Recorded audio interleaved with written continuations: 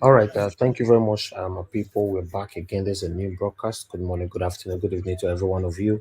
So I'll just this opportunity to give my people 1 hour minimum and maximum 2 hours.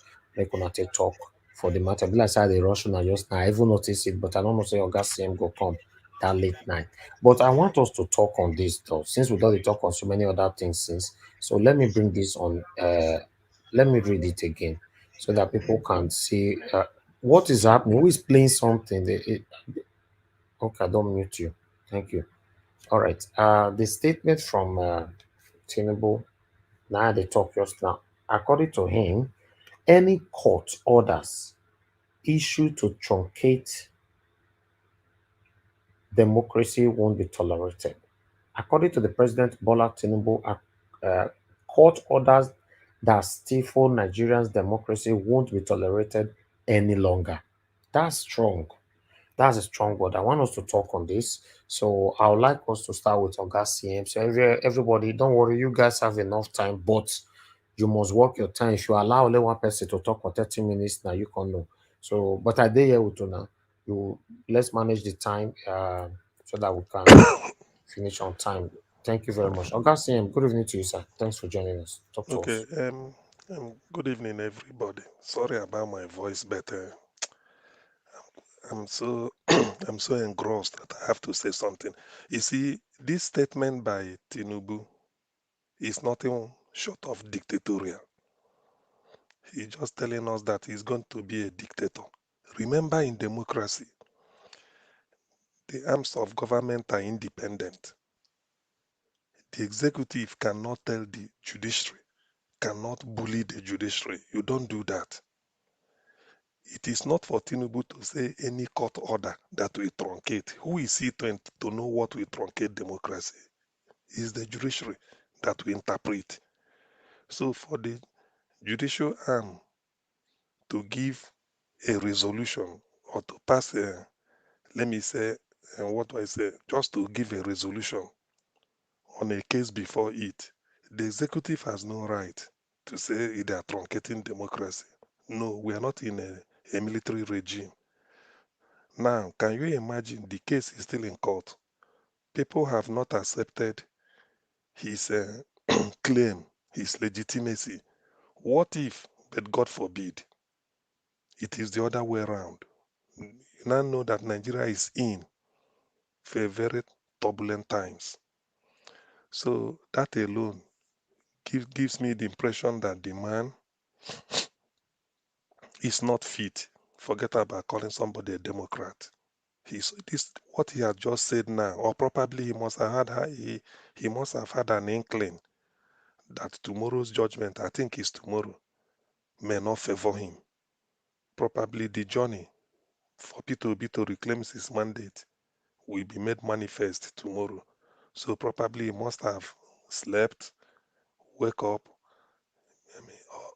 obviously must have seen the evidence, followed the proceedings in court, followed that what I call the great confession, the confession between INEC and PDP. I mean the conversation or the exchange between INEC lawyer who is asking a PDP witness, why do you want INEC to declare Atiku winner when you know Atiku did not make 25% of the total vote cast in FCT? It's only 15. Thank God and the person, the witness, you know, sort of answered back by saying, after all, the person you announced, did the person make it? So Tinubu must have had this. You see, everything considered, even we, the voters know who they voted for. All this idea of going to court was just to put delay tactics. There is nothing that the judges will interpret. This is English language. This is evidence. On the basis of that 25%, Tinubu is not fit to be sworn in. It's only P2B. And from what I've seen, there are a lot of documented evidence to show that in most of the states, P2B won. It's just that They are using criminality to change it. So the beginning of the journey to a new Nigeria will start tomorrow when the tribunal must have declared the P2B winner. Or if they truncate it, then it then becomes a non-dimities to Nigeria. There is no point. I don't see any formula again that will work in which people will leave all they want to do. In fact, this is the most consequential election ever in the history of Nigeria, or since we started political voting. This is the most consequential because those in the diaspora took it upon themselves to mobilize people. Niger Watch, you took the lead. Here we were talking. I remember Madam Rita saying, "Let us tell our people, let us mobilize them, give them money to go and get their PVC." I remember when they campaign, we have to know Labour Party logo, print it, put it at the back of their mobile phone, keep looking at it. Even if you want to, the day you are voting, you must have seen it before you go in. So we did all we could. People went into the market. So the people were sufficiently mobilized, not only because you are telling them, but they are tired. So I don't see any reason why and the tribunal should not be good neighbors to Nigerians. If they fail this acid test, to be honest with you, I can never see Nigeria coming back. In 1960 to 1970, it was only one tribe that felt injustice and wanted to leave. Now, Ogoni, you don't know, they have their own flag. Ejo, the same thing. I know we won't come to this. Already there are Yoruba nations. And my people, Igbo, we are ready. Only that some of us will say, no, let us give Nigeria the last chance through P2B. And then let me now react to this issue of Wazobia. Yes, it is true. That is a misnomer. I know I'm part of the Wazobia. But what of those that are not? Am I more human? Am I a better human being than them? Or am I more Nigerian than them? That's why it is good for us. I've been saying before, if we have a constitution whereby no matter how small an ethnic group is, the same representation. If there are two Yoruba, two Igbo, there must be two of representing those ethnic group, no matter how small, so that everybody will bring out his or her mind and say what they want. We may debate it and come to a meet. We now converge to a point. The point we come to means the constitution. When we settle this, to be honest with you, Nigeria will march forward. But if some people feel that the way they are lording it over the rest, it will continue. Power will go to Fulani, come down, they manipulate it, give Tinubu, put Shetima behind. If he fails Tinubu, power goes back. When will a Joe man, I mean not a Joe, when will the Chekiri man be president? When will Urobo be president? When will Ibibio be president? What of Ogoni? Are they not human beings? Egala, Idoma, Igede, are they not human? Are they not part of Nigeria? Jukun TV, Bachama, where are they? There are many of them. Birom, are they not human beings? Must we continue to rule the Birom for the next 100 years in the interest of one Nigeria? So please, this is Nigeria is at a critical point. It better allow P2B to get in so that the journey, not that P2B goes in, it becomes status quo, no. So that all these things we need, we will now come together and start to design the country we want, design the type of security arrangement we want as regard our defense, economy, in everything. We not come in. But if they feel that is this mago, Buhari will use Boko Haram to remove Jonathan, then do 8 years whether you like it or not. Then they use tell INEC don't switch off the server. It's because people they don't want people to be Igbo man to be president. Then they say Ashiwaju has won. If you don't like it, go to court. Then they manipulate. You see, everything has expiry date. This thing can work. This time, I bet you, Ibibio man cannot carry gun to shoot Igbo man because of Biafra. Edo man cannot say, let me go and fight a Yoruba to be part of Nigeria. It can't happen. Everybody will be going there. Oh, they may not know the coalition that we come together to talk of one Nigeria. So it is in the interest of those that feel, I keep saying this, to allow these people to be, because that is the wish of the people. Nigerians are united. That's why they voted for P2B. Imagine P2B winning in Plateau State, up to 1 million votes, winning in Lagos, winning everywhere, in the major areas you didn't expect. It means people are united. They want a symbol to bring together, and they saw it in P2B. If they fail this, those people you think they are not human beings, look, nature abhors a vacuum.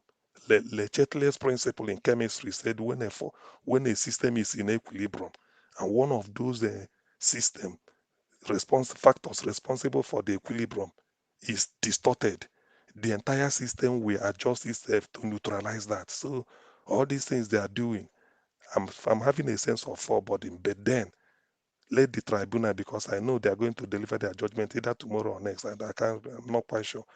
Let them just pronounce Peter to be the true winner. Whether rerun, we are not interested. We are not rerunning anything. The evidence is clear. The evidence, all these things they are showing is clear. The real figures have come out. INEC cannot be dictating cannot be, reading out figures and then be uploading a different thing. So what one do we follow? All these things have shown that P2B won the election. I don't know why they are dilly-dallying. If they don't want Nigeria to be one, well, let them scatter Nigeria by their hand. But what I don't want is for somebody to come and moralize for me on the need for us to be together. I have tried for us to be together. I mobilized my people. I gave money. I invested like every other person. I'm not alone. And people came out, said this is what they want. Is P2B not part of Nigeria? It's not a Nigerian. Is if people that say it's Igbo, Igbo is not part of Nigerian. They brought Yoruba in 1999. Ndi Igbo voted. They brought Fulani following him. Ndi Igbo voted. They brought a German. Ndi Igbo voted. Atiku, again, Ndi Igbo voted. Now, if Igbo man vote for Igbo man, is he a lie? Is he bad? Must we continue like this? If Igbo man cannot be president, what is the chance that Urobo can be president? What is the chance that Igede can be president in future? What is the chance that Ogoniman will one day, everybody will nominate Ogoniman and all of us will come behind him? Is it possible? So please, this game, Nigerians are too civilized. We've been all over the world. We are champions. We are talented. There is nothing. Nigeria has the manpower that can satisfy the whole of Africa. I can say that. We have intelligent people. Somebody in Anambra State converted a gas cylinder to be powering generator, which is it is a gas cylinder of about medium size. For 2 days, it hasn't finished, and the generator is on, giving light, which means it is better than petrol. That is intelligence. Somebody put something in a stream and is giving him light near his house. In Anambra, I've seen it. I don't know why. Say the thing is just like hydro. So there are a lot we can do. But all these things, when people keep making Nigeria a, a giant with clay foot, it's not gone. The class of 66 should give way. The civil war has ended. Buhari, all of them, they've done their bit from civilian to military. They've ended. Let them not stop confusing the youths. Let the people born, because the youths now since 1999, they should be 20 years or 21. They are tired. They've not seen military rule. So nobody should come and truncate all this. Why I'm pleading this is that it's as if I know what will happen. I woke up to hear this. I didn't know that I wanted to be on the platform, but I slept early. Now I woke up. So what Nigeria should do is a plea and pleading. Let the tribunal give the right judgment. Allow P2B to exercise his mandate so that people will now start. The world is laughing at us. If they feel that they will do it and say, after all, Tinubu won in this thing, the law decide. The court, you can't go about the court. Well, they will say they won. But what of the agitation? When people say they don't want to be part of Nigeria, are you going to force me to be a Nigeria? You can't force me. You can't. This time the agitation will take different dimension because nobody will stop each other. Nobody will tell each other to stop. People will go their way. So the simple thing to do is to allow the P2B to again to get in. What did the man do? Why are they hunting him? Why all this witch hunt? Why all this gang up? Because of P2B is leading, they switched off the beavers. Why must you switch it off? Is it not wickedness? Because you see me entering the room, you switch off the light because you don't want me to come into the room. Then later you tell me that we are part of the same family. It's not going to work. I'm saying this because sometimes you have an inspiration on what to say. This is exactly the shape it will take. All gunpowder is now ready. People are just waiting. The moment this thing didn't go the way we want it, to your tent, to Israel. Imagine the law they are making, they are trying to bring out in Lagos. El-Rufai is making an inflammatory statement. Is that for unity? So if I now say I don't want to be part of Nigeria, can you blame me? El-Rufai is tearing Nigeria apart. The people in Lagos State are making a law that is counter to that of the constitution, the grand norm. What do you want us to do? If I have CFO in Lagos, you want to reverse it. For what? Are we not the same country? Are we not the same country? Did I steal it? Because you hate me. Now, if I say, let me go back and be a country of my own, you tell me, no, we don't want to tear Nigeria apart. Please, you can't have it both ways. It is either something must have to give. They better allow Obi. There's no need. They better allow Peter Obi to exercise his mandate. Thank God today is June 12th. This is what they did to Abiola 1993. This time, 30 years later, they still want to do the same thing.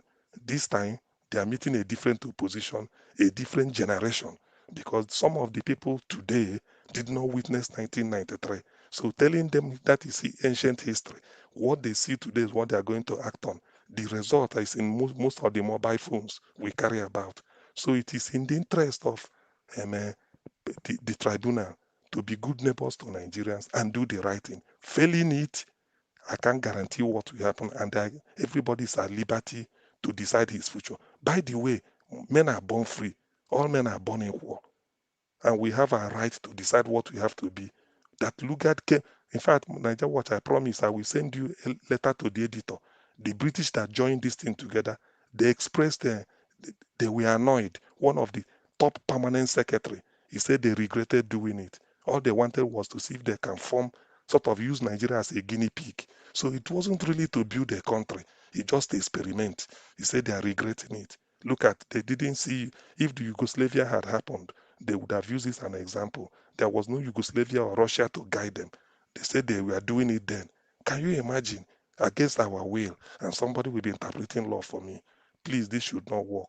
The fact that we agreed to vote for P2B everywhere in Nigeria is enough to prove to the people that Nigerians want to be together.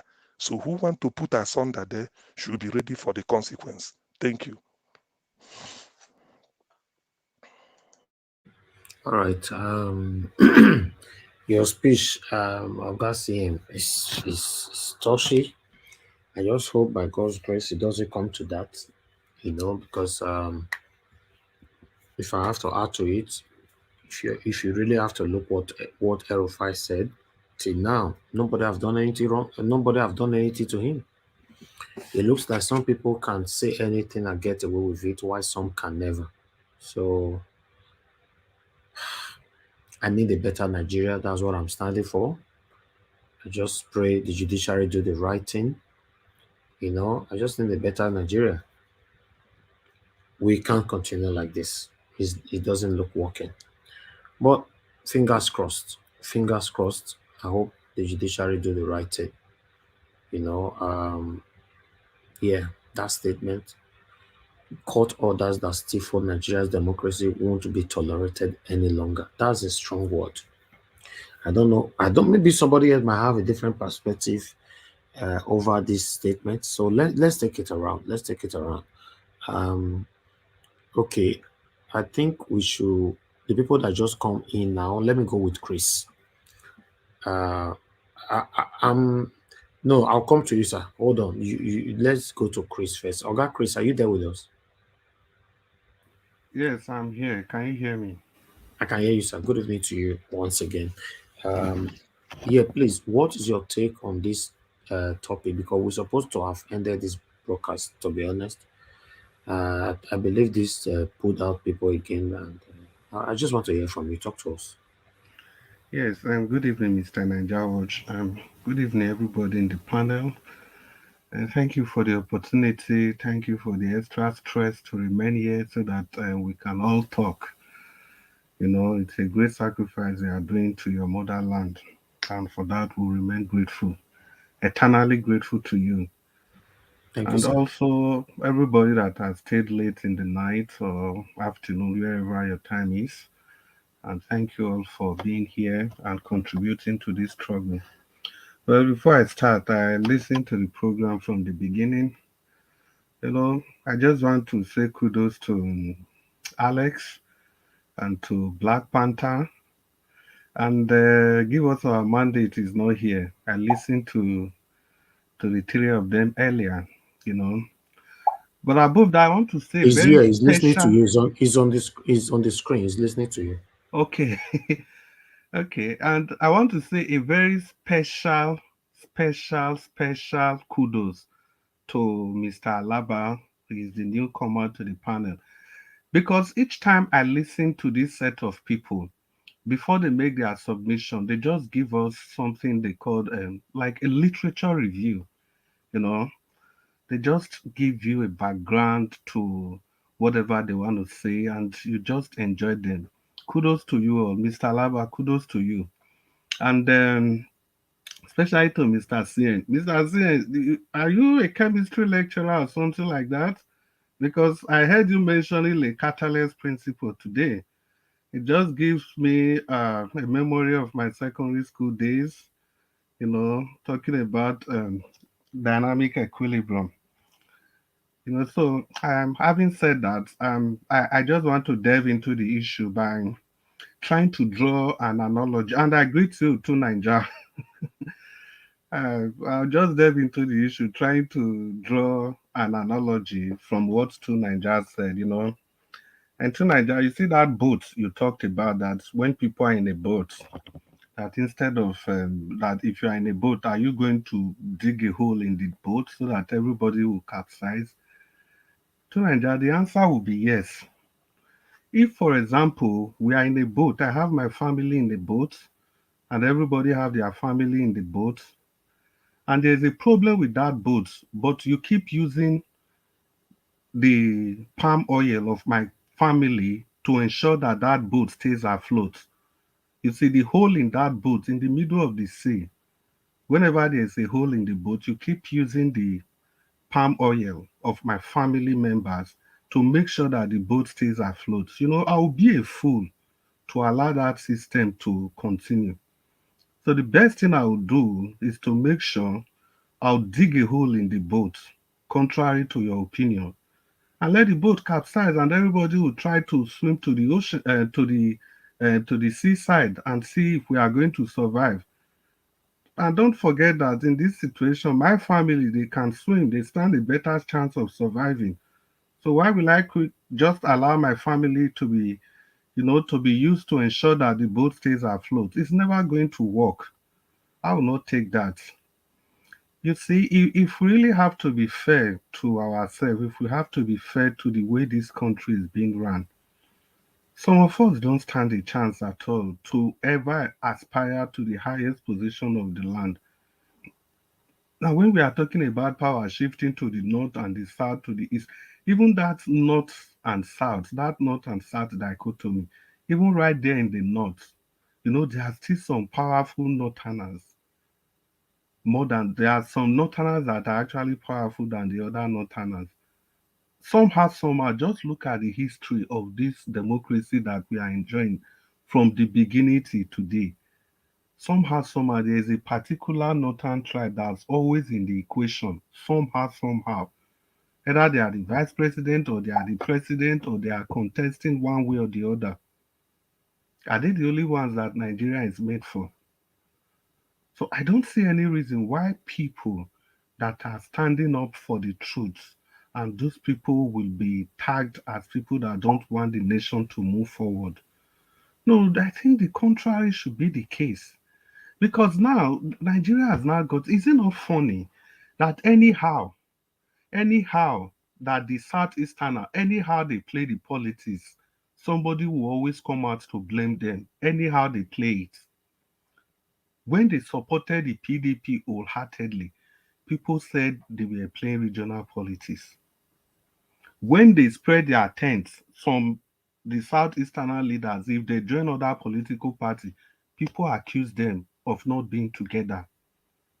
When they want to stay neutral, people say they want to divide. Anyhow, can't you see the whole system is rigged against these guys? Anyhow, anything they do, people must always come out for them. It doesn't even bother any person. Because yesterday we were talking about how the Southeasterners, how they don't unite. No, we can't keep saying that. It's just one or two of their leaders that are just misbehaving. And again, thank you, Mr. CN, for completely debunking that yesterday. I listened to you and you debunked it that people should stop saying that the Southeasterners, they are united. Of course, I supported that move, that your stand. They are united in every ramification. Anyhow you look at it, they are united. Now, it doesn't even bother people that what, for example, the Fulani tribe, what they have even done is worse than what the Southeastern leaders have done. Does it bother any person that the election that Yaradua stood for, Buhari was also contesting in that election? Just imagine if it was to be a two Southeasterners contesting at the same time. What would the other people say? Buhari was a Fulani man. Yaradua was a Fulani man. They both contested, and I didn't read in any of the national dailies. I didn't see anywhere where anybody came out to say, "Oh, the South is the Fulanis. They are not cooperating. How can they have two people contesting at the same time?"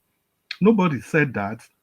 Even this election that just finished, Atiku is a Fulani man, and who again? Kwankwaso. They were all on this race, and nobody said that the Fulanis they are not united. And look at all the elections from 1999. There's always a mix of these people, but nobody ever accuses them of not being cooperative. But once you just have one stray dog from the ranks of the Easterners, people lash on that to discredit the capability of the Easterners to win election. When we had Boko Haram, people used Boko Haram to campaign for the North that they should be given opportunity because of the insurgency in their land. But when it came to the time of the IPOB, people now use that to discredit the Easterners. They use that as a basis why the Easterners should not be allowed to go near power. Before anything, there's always blackmail, blackmail, blackmail, blackmail, blackmail. For how long is this going to last? And like I keep saying, the reason I speak passionately about these things are, see, you just need to understand your stand in Nigeria. It is either you are Hausa Fulani, you are Yoruba, or you are Igbo. All of us, the rest of us, do blah blah blah blah blah blah blah. We are all considered as Easterners, as long as you are not Hausa Fulani, you are not from across the Niger. They see us as the same. And apart from, even if they don't see us as the same, the system is not fair. And we must talk about it. We must talk about it. I don't see any reason why we live overseas, we talk about racism, and we cannot talk about ethnicity, we cannot talk about tribalism, which are even more worse than racism. Because ethnicity and tribalism, they are worse than racism in my own calculation. Because we are talking about people of the same color, of the same common ancestry, of the same DNA. We are discriminating against ourselves. We don't want to talk about it. Come on. So who is going to talk about it for us if we don't talk about it? Now, the system, we must have to understand it cannot continue like this. The way Peter Obi was robbed of this election, he was robbed. That's I don't care whoever feel offended. He was robbed because two things in my reckoning. Number one is Igbo. Because of this acrimonious meeting they've had severally, that an Igbo man would never be allowed to attain the seat of power. Because, number one, because he's Igbo, and number two, they've seen that this man is going to destroy the establishment. Why did they think he can destroy the establishment? Just like Nigeria was said earlier, they don't have anything against this man. He has not feasted with them. And I think it was Madam Rita that talked about occultic practice. He has not joined them in corruption and is not part of their occultic practices. So they don't have anything against him. So it will be very easy for him to break free from all these shenanigans. He's the only person that can take Nigeria away from these greedy politicians and hand Nigeria back to the common man, to the real owners of Nigeria. They know that. So those, in my reckoning, are the two reasons why they don't want this man to, to ever get near the seat of authority. And they are going to try. They are going to try, but they will fail. Definitely, they are going to fail. For how long can we tolerate this? You saw a boy that was not even up to 7 years, that was voting in the north, and the policeman was right there. The policeman said, in the north, you can't know them by their face. Some of them can be small. We saw that boy, and the nation just went on as if nothing happened. Look at what El-Rufai said. The nation went on as if nothing happened. Tinubu came out right there in the public space. He said it was his turn. It was the turn of the Yorubas. Atiku went in the Northern Conference, wherever that they had. He said clearly that the North should vote for the North. That it's only a Northern person that can assure the that can protect the interest of the North. Yet the person that said that nobody should vote for him based on tribalism or his religion, they turned around and said he was the one using those devices, those primordial sentiments to campaign. Isn't that wonderful? For how long are we going to take things like that? It must get to a stage. That's the stage we are now. We must talk. We've been talking. Some of us have been talking, and I'm glad a lot of people are joining in the talk. We keep discussing. We keep saying it. No amount of blackmail can stop us from not talking about these things. They are there. We must discuss them. We must discuss them. It only reminds me of Harry Potter. What's that man's name? Voldemort. He who must not be mentioned. That's the situation we want to turn Nigeria to. That there are some things that must not be mentioned. If we don't mention them, how are we going to solve them? The wounds are there. The obvious default are there. How can you tell me in a country? Yeah, I would like to deviate to Black Panther, who has always insisted that we have to talk. We must talk. We must discuss the basis of our unity. How can you tell me in the same country, my own child will have to be 4 times better than another child from another part of the country before he can enjoy the same thing that other children in the country are enjoying? Just because my child is is from Benin, is from Edo State, or is from the East, or is from Yoruba. And at the end of the day, these same people that you allow into the federal institution with all sorts of cutoff mark, they will still be the one that will get employed using that same federal character. And they will lord it over the rest of us. You put your worst 11 forward and you expect the best from your worst 11. How is that even possible? Why can you build a nation like that? Those are the things, those are the fault lines that are dividing the nations. Unlike two Nigeria always allude to that, oh, we should take this thing and we are falling into their trap. The trap is there. We cannot shy away from it. No, everybody wants a united Nigeria. We want a Nigeria that will work for everybody and not for some people. We want a Nigeria that will work for everybody equally and not only for some people. Just imagine you see, this aircraft man, the man that went to go and bring one aircraft from Ethiopia. We forgot that that same man was also involved in the purchase of some ambulance, and nobody is talking about that again. Everybody has forgotten about that, and that one happened not even up to 2 months ago. We are all now focused on the aircraft, and nothing is being done to this man. He's working a free man. They make example of some group of people at every point in time. How can you tell me since the inception of the country,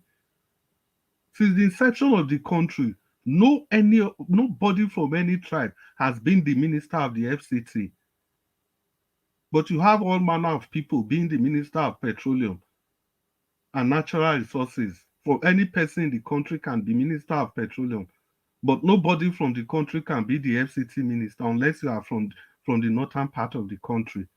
How does it work like that? Now you take resources directly from the Niger Delta area, you use it to develop the whole of the country. Even the Lagos they are talking about now, was Lagos not built by Nigeria's fund? And now you are excluding some people.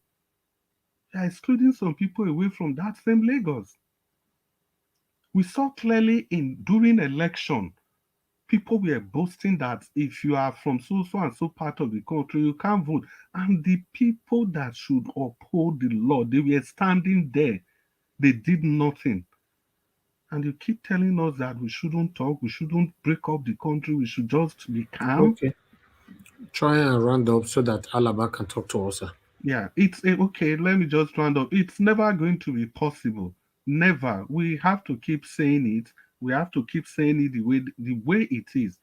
And before I round up, thank you again for the guys that I mentioned earlier, Mr. Alex, Black Panther, Alaba, CN, for all your literature reviews before your presentation. I enjoy all of them. Thank you very much. Thank you, Mr. Chris. Thank you very much. I'm happy to have you on the panel. All right, Mr. Alaba, it's good to have you back again, sir. Talk to us on the new Yeah, topic. can you all hear me? Yes, sir, we can. Thank you, sir. Okay, I could barely hear myself, that's why. Okay, No, yeah, thank you guys. Thank you for all your contribution. Yeah, thank you, Mr. CM and everybody on the panel and Niger Watch. You see, let me start with that statement Tinubu made that if the court, that anybody that tried to stifle democracy would not be tolerated if the court gives an order. That's what do we call it here in America? That's when you dog whistle. That is what they call it. It's sending signals, dog whistle, to the judges that despite the weight of evidence, they shouldn't act accordingly. They should act in the usual Nigerian context, the cabal says. That statement is very big, but this cannot continue, my people. It has to end. We're 63 years. This started 63. This whole problem, like CM used to say it, is Nigeria has been trapped by the 1966 group. Up till now, they just changed name, recruited more people. You know, I like to call them, I call the system itself big manism, but people call it cabal, cartel, correct names. This thing cannot continue. They're fooling themselves. They are in the dying age. Now, this is what I think is happening.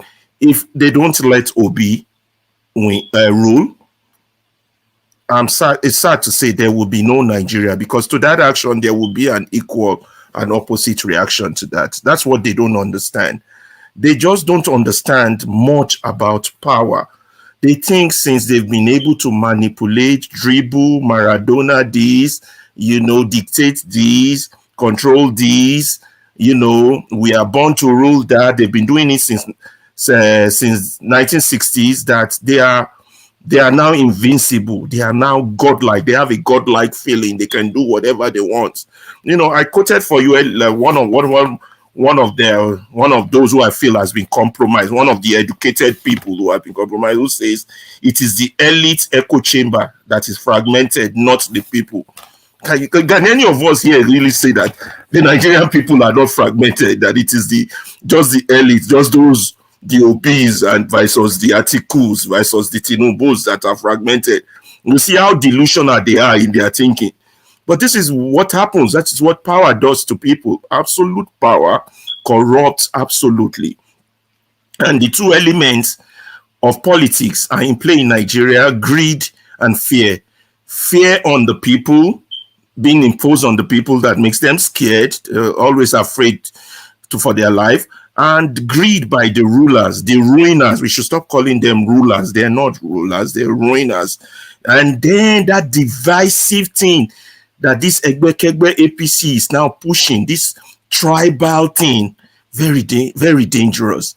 Tribal and El Rufai thing, the religious thing, Very, very dangerous. We should just keep praying. I don't like using the word prayer because since I was like 17 or 18, first year or second year in university, when I go to church, Holy Cross Cathedral, there were prayer for Nigeria in distress. Jesus, I'm 54 now. My daughter is about to go to medical school. Nigeria is still in distress. What kind of God are we praying to? Jesus. Man, we've been praying since I was a young boy. Prayer, I remember that prayer for Nigeria in distress, and we will recite it, blah, blah, blah. Nigeria is even in more distress now than, anyway, we're back in 1965. If they think nothing is going to happen, they still think, oh, we are us, we are the cabal. They are fooling themselves. One point I want to say before I forget is that Obi has to be protected, because if they play this game, to them it's a game of thrones. You either win or die. I hope we're not allowed to use that. But we pay. Sorry about that. Yeah. So I think we have to, Mama, God, please protect him, because though they don't give him the Abiola solution, we have to pray for him in that light. Now, having put that out, two things has to be dealt with. The issue of impunity. I know all of us want Nigeria to be better, if we don't get rid of these people, or if we don't have that obese start. Now, it's either we have that obese start through this democratic vote and they let Obi rule, or we have it through some kind of radical Jerry Rawlings style to get rid of this so-called 66 group and their minions. If we don't have that, Nigeria, the problem is this impunity thing. We cannot have a lawless country. Nigeria is a crime scene. This month alone, last 2 months, just all the billions, all the trillions, Nigerian Airways, Nigerian Air Force, Nigerian D's, just sharing money, oil fuel subsidy. Mélòó la fẹ́ kà? How many can we count? It's too much. It's a million, and this is what they want to continue. I know I'm preaching to the choir here, because the people on the panel, the Tinubu crew will be worse than the Buhari crew. We all know that. Let's not even go there. So what I want to touch last is this issue of those of us who are educated, how we have become part of the problem of Nigeria. Just a small mention of it, the educated ones. I remember when Stephen Biko was young and he was a final year student in South Africa, and he was about to graduate as a medical doctor. He saw the problem. That man is a very smart man, very visionary South African. He was, he saw by then the Mandelas were in jail. He saw the problem of apartheid and he cannot be a second-class citizen in his own country. By the way, Nigeria has turned all the other tribes into second-class citizens. You are Igbo, you can't win presidency. You are Edo, you're not going anywhere. You understand? We're basically second-class citizens in our own fatherland, which is very sad. So he saw this effect of apartheid and said, no, even if I become a doctor, I would still be a second-class citizen. So my first mission in life is to go and fight apartheid. And he was a great fighter. In fact, there was one of his books, Testimony of Stephen Biko. If any of you ever had a chance to read it, I never read it to the end. I only read it up to page 7. And I said, my mind is not mature enough for this book. But it's a very powerful book. Yeah, there's also a movie on it, The Testimony of Stephen Biko. He was killed in prison. The man said, I cannot go become a doctor. This is why I said the educated ones, including me, a little bit, we failed the country. When things were hard, we fought the Babangidas and all the rest, and I saw that the water was covering our mouth. Said, well, I got to survive. I japa. Yeah, I made it in America. Blah, blah, blah. So many of us speaking on this panel, but that problem keep growing into an Iroko tree and makes it worse. It's harder to define, unlike apartheid. So we are now where we are, where it's becoming more and more visible, and everybody is seeing it. What those little soldiers saw in 1966 that made them struck in January, that, these people want to use us to suppress the people. We got to take them out. Anyway, that's history. So the educated ones are a problem. They're the radical ones that overreact, oversabi, overdo, like Showore. Everything Obi does is bad.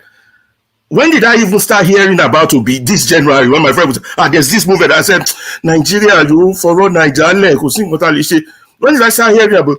I noticed all he does is attack Obi, attack Obi, attack Obi. Those are excessive radical ones. Then there's the two-sided ones, the Emenumejis, the FFKs, the Festus Keyamos among us, and there are some that might also be in the panel. You understand? Those who are in denial as to the reality of the problem. They are in denial. And now I don't know if that denial is on purpose or by accident. But whatever the case, they don't see the magnitude of the problem. Oh, we're doing good. We're improving. Or maybe they can do it. Maybe the same APC we've had in 8 years, you have an educated human being come out and say, maybe they can do it. Are you freaking kidding me? Where's your brain? That left aside. Then, so we have those two-sided ones. Then we have the compromise one, like my colleague that I went to last week back then, Ezinwa, what was his title there? Chairman, Partners for Electoral Reforms. We have those ones and some other people who are working for all this APC, PDP, and all the sharing of channel, the Abati. There's so many, the educated ones. You understand? The compromised ones, where issues of truth don't matter to them. Issues of the future of their own country don't matter as long as they are living in Banana Island or Victoria Island or Ikoyi. Issues of progress for their own children. I really sympathize with these people. I go home, I don't go home regularly, but I go home, let's say once a year. Like last year, I went to go bury my dad, and I stayed with some of my so-called wealthy cousins. Life is not easy, boy. They have to fuel generator. They pay very expensive school fees for their children. They have to drive through terrible. Life is not easy for them. I say, boy, how you guys they survive when I no get high blood pressure for this kind of thing? And those are the people who still, because they are in the upper echelon of the system, they are not at the bottom cadre like those selling on the street, that still support this madness. They compromise because they're gaining. Maybe they have a school or they have a business or they have a contract or something that's going to come in that is fueling this madness. They're gaining. Those are the educated ones. You see 3 categories of one. I wish the educated ones were like the Stephen Bikos. You understand? People who can see the future. Say, danger, danger, Lombo, this is dangerous. This would not be good for my children or children. What they don't understand is that you have power today doesn't mean you have it tomorrow. Remember, there was a time Obasanjo was president. There was a time he didn't have power. What did Abacha put him, nearly killed him. There was a time the likes of General Dia, were all behind Abacha and all that. The same Abacha nearly killed him. You understand? These people, they don't understand the dynamic of change. And that, yes. Yeah. 3 times now you have used the word KKK. Oh, yeah. Always caution me when I'm too much emotional like that. Calm down, Alaba. I'm so I get too. No, please. Yeah, I owe you 5G right on that one. All time. No. I owe you 5G on that one. So that would not happen again. So these people, so the thing changed. Today, the Nigeria is yours, but tomorrow, the same injustice you never prevented is coming to swallow you. That's what they don't understand. Whether both the radical ones, the two-sided mouth ones, or the compromised ones, the same injustice you never address is coming to swallow you. And if it doesn't swallow you, it will catch up on your children or grandchildren. I don't know why we don't have that wisdom. I see someone post that prayer for Nigeria in distress. What's 17 prayer for Nigeria in distress? We're still in distress. That's all I want to say, guys. Any question or anything? Thank you. Elvis, apologize big time. I will pay for that fine. No problem, sir. Thank you. Yeah. Thank you. God bless you. All right, people. I want to quickly check first if anybody is sleeping on duty, so that because there are a lot of people that want to come in. So if I call your name, you did not answer, I know you're already asleep, I'll remove you. Let me see. I, Mr. Mr. Evans, I would just continue with you guys on the YouTube page. I would exit now so Okay, that others can come in. okay, that's good then. That's Yeah, good. yeah. Thank you, sir. Because there are more people that want to come in now, right now. Okay. All right. I'm not sure who's coming, but remember, you must turn on your camera for me to allow you in. So these APC satanic people na night that they waka. So yeah. So if you are coming here, you must know say your camera will be turned on. If you not turn your camera on, I will not allow you in. That's it. Okay, let me go to the next person before we accept. Please turn on your camera. I just the talk just now. Let me go to okay. Now everybody don't talk for here. I would like to come to Mr. Alex Not me, oh. Barrister. You said what? I don't think I've spoken, have I? No, this It's is the second round constitution. now. Okay. Yeah. Yeah, This is but constitution. this is another round, of course. none of una don't talk for this second session, and only new people don't talk. Let me hear from Mr. Alex first. Mr. Alex, please. Yes, we'll see. I've got time today, so guys, let's peruse in total the nitty-gritty. Let us have a nostalgia. Historically, let's reflect. Our history, for me, is the most powerful and the most dangerous course to study.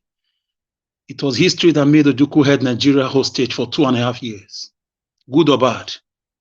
America is dealing with the world today because they have the history of everybody.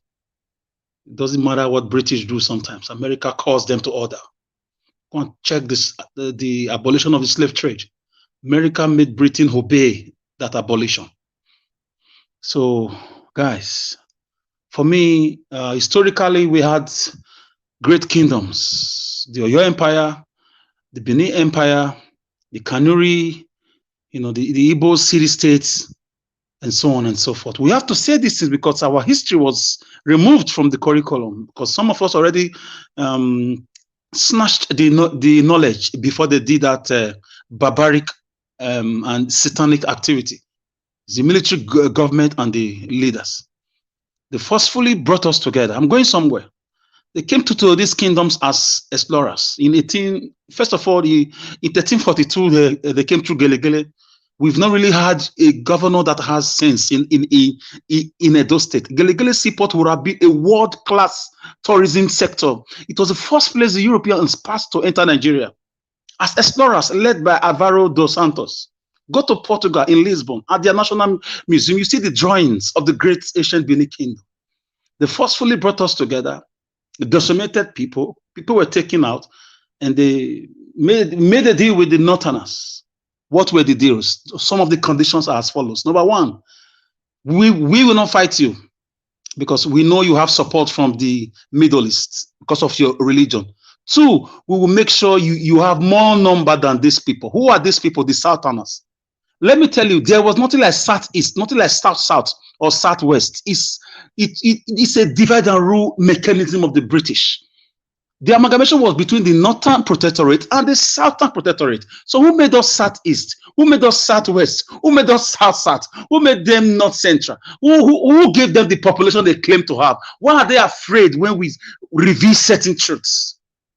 So these are questions academicians like us ponder about. And we want to expose these things. And we continue to expose it. Thank God for the social media. So whether they want to divide themselves and continue with the British way of ruling, the British prevailed on the military government. They created states to weaken the Southeast especially. They started creating states from them, like Rivers, a lot of states, Bayelsa. It was all South. So they just want to continue to oppress people. They say we are equal. And now you are telling me a man who did his homework against all odds won elections democratically, legally, nothing against him. Oh my God! It reminds me of Jesus and the two thieves. How they rejected the Lord of hosts. I'm not comparing Jesus and Obi, but it's just a parable. Of course, Jesus spoke in parables. They say, give us a criminal, free the criminal, crucify him, away with him. It seems as they are doing Obi. Listen, the comment of Mr. Tinubu, it shows dictatorial. It shows that they are staring at either a defeat or a rerun at the court session, at the legal luminary. Just now, the whole world, Nigerians, they think we never, are easy to move. Nigerians have not moved on. You don't understand. The propaganda machine they used against Abiola because he was one of them is not there to use against Obi. Obi has not peddled drugs with them. Obi has not done shady deals with them. Obi has not taken anybody's lives with them. These are things that implicated MKO Abiola that made them, just see him as one of them. They can do anything they like with him. Of course, they gave him contracts. They allow him do all this. Allegedly was also involved in a worldwide drug cartel business. Of course, like our man Bola Tinubu. So for him to come out to warn people, we are not his children. We are not all the same. Instead of us to sit down to question the amalgamation, since we are not working, since there is a lot of crisis. Listen, I was never a separatist. I was never a divisive person. No, it is a situation that bends the crayfish. It is a situation that makes people to start thinking. We are not all going to be robots. We will not all be robots. Some of us can think. We have our minds. Some of us are not corrupted. Who told you I don't have people in government? Let me tell you, House of Rep, a friend of mine that won on that Labour Party, is disturbing my life since about a month plus. He said, me that can't talk like you, me that didn't read politics, I won by the people's choice. You must come and do politics. Listen, I have friends. That doesn't. I told them, I said, once they've sworn you guys in now, I'm going to be the first. I will bring your name to the whole world if you don't perform. And I will lash on you guys. I have nothing to listen to me, guys. It's for the betterment. If you don't want the country to exist as one, so why are you forcing people into a marriage that is frustrating people? Marriage is not by force. You refuse to give them the basics of life. You refuse to give them a constitution that reflects the realities of the country, a country that was brought together by force by Europeans out of jealousy. Or out of expansion, trade expansion. And now you just look at them and continue to allow a section of the country to oppress the other side. And some of us will argue that the oppressed should continue to be civil. Don't let them tear us apart. Don't give in for their game. Are you there when I'm suffering? Do you know how much I buy Gary a day here? Do you know how I trek sometimes just to avoid driving my car because I don't have enough fuel? Do you know if any of, the kidnapping situation around my area? Do you know how I survive? It's easy to say, don't let them tear you. Don't let them tear you. They've torn everybody already. They've torn us apart a long time ago. We are not one. Erufai is still moving around scot-free. If it is me that said such things on TV and as I'm a governor, by now DSS will be rounding off my full area. Sunday Igboho did not do what that midget of Kaduna did. That evil shortman devil, governor of Kaduna did. Sunday Igboho's people were taken out. None of the Kanu's people were taken out. Even when he was enjoying bail from court. Operation Python that invaded his father's land. Took out people. I don't want to use the word. I'm controlling myself with the new rules of the platform. Because I like to use that word. To really amplify the obvious reality of these men's actions. You can't tell people not to react when you are oppressing, you are repressing them, you subject them to untold hardship. Do you know how my father lived? Do you know how my sisters, my brothers survived?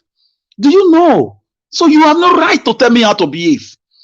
If they care about the country so much, they've had it in their hands as military heads of state.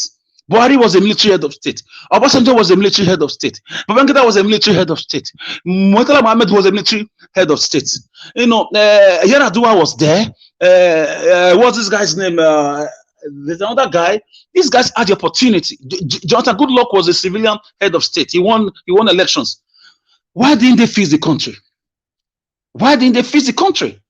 So that's why I just look at people when they argue, I laugh. What Tinubu said is out of fear, out of panic. He's seeing he's hearing the scores of the judiciary. is seeing the glaring victory of Mr. Peter Obi. Is it not shameful that a ruling party will lose Lagos? A ruling party.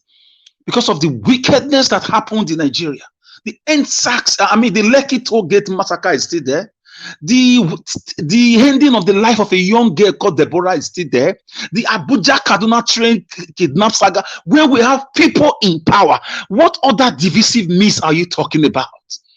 What other division do you want? Are they not letting you know that Northerners can go ahead kidnapping, raping women, taking people acts of this world just like that with impunity? And you expect us from the south, and southeast to keep quiet, to behave civilly, to not to let America tear us apart, not to let England tear us apart. Is America in my house? Is it not full of me I'm seeing? I don't get it. So Tinubu for me is telling our defeat. He's telling her, obviously he's scared. Those are the words of a dying man, of a dying ox, of a man that is giving up the ghost. Let me change the language. Those are the words of a man who is already giving up the ghost. Because if he was not giving up the ghost, he would have focused on governance, not on tribunal. After all, he didn't care about this tribunal. He has never appeared on any of the cases laid against him, which is against the principles of democracy, against the principles of the rule of law. Nobody is supposed to be above the law, but he is the one that should have acted that movie above the law, because he has acted, with all sense of, ingenuity, with reckless abandon to Nigerians. Even before the elections, he went to Chatham House. He refused to appear on any media, engagement with the people he claimed he wants to rule. They just think all Nigerians are gullible, all Nigerians are forgetful, all Nigerians don't have memory. Some of us are blessed. The Bible says the children of Issachar. Issachar is one of the 12 tribes of Israel. Amongst all other tribes, the children of Issachar were men of understanding. They knew what Israel ought to do. They understood the signs of time. That tribe is always the one telling the historical perspective to every leader God raised in Israel those days, in the biblical days. Some of us are from that tribe. So Tinubu, for me, he knows he didn't win. How did you win when you didn't win Lagos? You didn't win Abuja. You didn't win Edo State. You didn't win Plateau. You didn't win Rivers. Oh my goodness, you didn't win Benue. You didn't win, what's it called? Lafia. All those states. Where did you not get the figures? How did you get it? What did your party do for 8 years, apart from tears, sorrow, and I don't want to use the word, it's been a lot of impunity. An APC shifting said it. That's 6 million AK-47s, handled by 6 million imported Fulani herdsmen, are roaming around the streets of the country. We all saw the panic. We all saw the rounding off of our express roads. So you expect people to just swallow all these hook, line, and sinker? We also saw how monies were missing, how Nigerians were leaving the country, how people were suffering. You saw how prices of things went up, blew up. And some people argue that it's worldwide. No, in Nigeria, it's self-inflicted, because we have a set of leaders that don't deserve to be alive. They don't deserve anything good on earth. They take their children abroad and they divide people in the north with Islamic activities. Yet the Western world they claim to be against, their children are badging different degrees, and they are deceiving people. So defend yourself. Defend yourself should anything happen, because nobody, no woman will endure an abusive marriage forever. The day a quiet and abused and a repressed woman comes for you, you will never be able to stand. Hell has not known any fury than the anger of a woman. So Nigeria is a woman. It's been kidnapped, it's been oppressed, it's been abused, it's been repressed. We are going to come up with them, because we have nothing to live for, nothing. You study in Nigeria now, you are as good as somebody that didn't go to school, because no job waiting for you, no opportunities. You must know somebody who knows somebody who knows somebody who knows somebody who will not know somebody who will not know somebody, and who will not help you to say, go and see this person. That is not how a country is run. Yet some politicians come on air, they flaunt their cars and their mansions, and they discourage hard work. Young people now see education as a scam in Nigeria. They see education as a scam. Does that not worry you? Because they see their elder brothers, elder sisters, aunties struggling to even get into the labor market. There is no labor market anymore. It has vanished. Those days growing up, I saw my uncles throw parties. I was very young, like 5, 7 years old. I saw them throw parties because they got admission into UI. They got admission into Uniben. They throw parties because companies we come to the gate of the school on final day of their final exam to recruit people who are graduating. My goodness. I was hearing Mama H.O. talking about she will come and reveal the days where Nigeria was better than Canada and France. Yes, I saw white people working in our area. I saw Indians coming to teach mathematics in schools around us.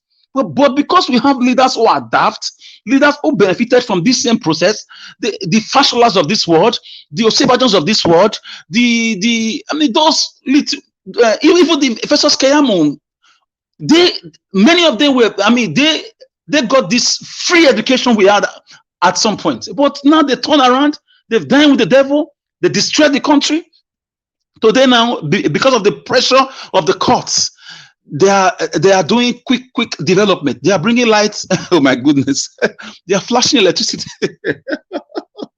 The Kanu was right. Nigeria is a zoo, a real zoo. They are jumping like monkeys because of light. My goodness, with respect to everybody, my goodness, it's like a comic scenario. I don't know the word to qualify this hilarious. They are laughing like jackals because the Kanu was right. They don't got this carrot for you, and they will come and whip you later. Buhari was anti-corruption in the first 2 years. But what happened next?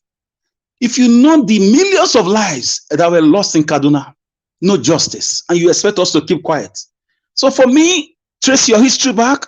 They removed the history, they brought it back now. They've adulterated it in chemistry, or is it physics? Filtration method, they've gone to filter it, and they've brought what they've doctored to our curriculum or our academic syllabus. But some of us are alive. History has 3 branches. One is the written record, the oral tradition, and the archaeology. So we are using the oral tradition here through the social media to educate people. Oral tradition has always been the most trusted source of telling history. So no matter what they do, some of us are still around, and may God keep us around. We will continue to right the wrong.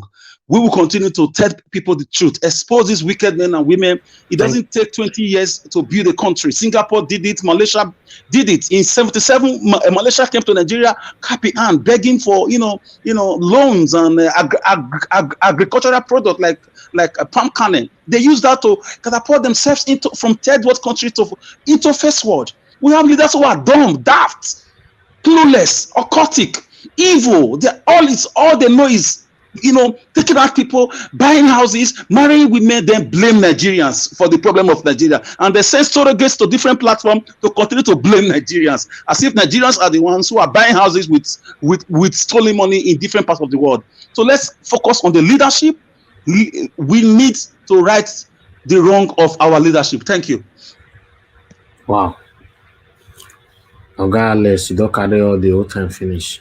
Thank you very much, my brother. All right. My sincere apology for that. It was not planned. No, that's fine. That's fine. The beautiful thing about it is that the session is a section where we don't have a time limit. All right. You can see more people right down in the comment section. Benabos, thanks for joining us. Don Anthony, Tony Africa, Tony Ola, Anthony Ola. God bless every one of you. Okay, Anthony, you're for everywhere. Okay, thank you very much. Thank you. And God bless every one of you right there. Let me quickly go on now let me see if Give Us a Mandate is still awake. Give Us a Mandate, are you awake? Are you there with us? Okay, Give Us a Mandate, you don't sleep. All right, what about Oga Felix? Are you with us? Okay, 12 now, don't sleep. Okay. Yeah, when I have somebody that want to replace you guys, I'll know, but Blampata, no, he'll not go, he never sleep. Blampata, talk to us. I did, yeah. Thank you so much. Oh, thank you, everyone. Thank you. We are in another session. Yeah, and I might offend some people in this session, but please bear with me. I'm trying to maneuver my way through the whole issues so that we can finally come to a conclusion.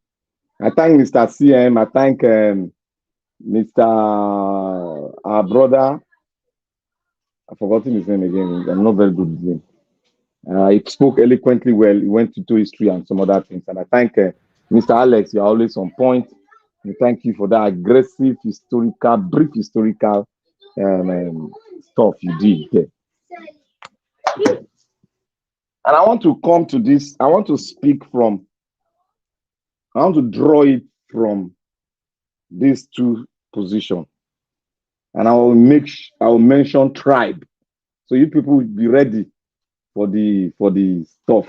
I will offend some people here. But it's the truth that I will offend some. I want to offend some people here. But bear me, I'm not trying to do, I'm just trying to go into history to dig out some things so that we can understand the whole issues. I want to state this from in 1963, where we have a democratic setting. A democratic setting where we have the parliamentary system. The parliamentary system did not fail Nigeria. It never failed Nigeria. And Nigeria never come, people who own the sovereignty of the country never say this system is terrible. Rather, they were enjoying the system and the system was working in every region. That was when the unity of Nigeria was beginning to be strong. They were building it. We have the pyramid in the north. We have the cocoa in the west. We have the coal in the east. Things, we were generating income to build a nation, to begin to build the pillars that will hold a country. We believed in that thing, in that constitution, because we saw ourselves struggling around our region to build a country. We had a prime minister that visited America, and America stood the first time. I've never seen it before. America stood on a roll call, waving Nigerian flag alongside the American flag, and they were clapping for our prime minister. They were proud to do business with us. They were proud to see them supporting a black race, because then the racism was high in America. But they wanted to be in support of a black nation so that they will erase themselves and say they are not against the black nation. They want to see themselves like that. And they welcome Nigerian Prime Minister to America. They were glad to give Nigeria they were glad to give Nigeria an aircraft to even bring our prime minister down. They were proud because they wanted something that will engage them with a very powerful black nation called Nigeria, so that the world will see that yes, they are ready to break that fundamentals of racism. It was a gradual process.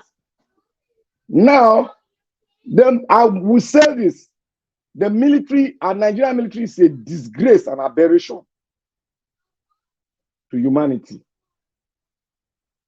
Nigerian military, that's why I say, people just bear with me. I'm going to make something that will make you annoyed. Nigerian military, I want to use strong word. They are disgrace and aberration to Africa. One, they systemically truncated that fundamental foundation that was built. They did it purposely because of greed. Because they wanted to take power. Because they never wanted the civilian to head them. They disagree among themselves. And they now put it on the head of those that hold the sovereignty of the nation.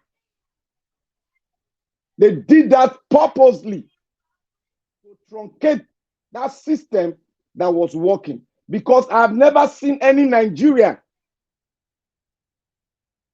challenge me that says that 1963 was not good, was not close to perfect. But the military, they use their stupidity and greed fighting among themselves. Then we, intellectuals, now bought the ideas that yes, oh, because the military is made up of different regions, the south, the west, oh, they said they are mocking this because they did this, they are mocking this.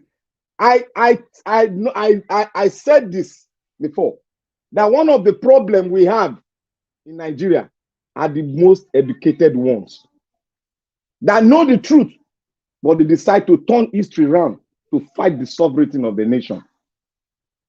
I will now move down to Buhari, Shagari time. Shagari was there. He did his own. The same military that truncated the other one, truncated Shagari. But note this. In all this, from Shagari time down, in Shagari time, the military, there's one portion of the Nigerian enclave that controlled that season. It was the North.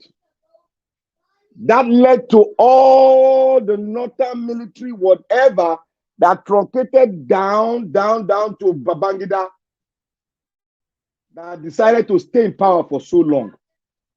Then came to the delivery of a new era. Then they hurried up and gave us a constitution that will benefit some part of the country, which we all know, but we decided to follow because the so-called Nadeco lost their focus at the end of the tunnel. They lost it because that was the time they would have stood up. But we stood up when Jonathan came, because Jonathan was a child of circumstance. He came in. The reason today, I want all of you to go and check it very closely. The reason why Jonathan was thrown out with so many attachés around him, they make the gullible Nigerians, educate Nigerians and other ones that are not educated to believe that because of the oil, whatever, subsidy, and so many things that were stolen, because every time they steal. So Jonathan is not a new thing. They make us to believe that Jonathan was, a quote and a quote, his regime was the worst ever. But it was calculated because Jonathan wanted the power because of that sovereign national conference he did, which they opposed from the north. Because there were a strong human rights coalition that held Jonathan by his balls. Jonathan couldn't cope. That was why that thing came to pass. And they used it because Jonathan dared the consequences. He must do that conference so that we know where we start from.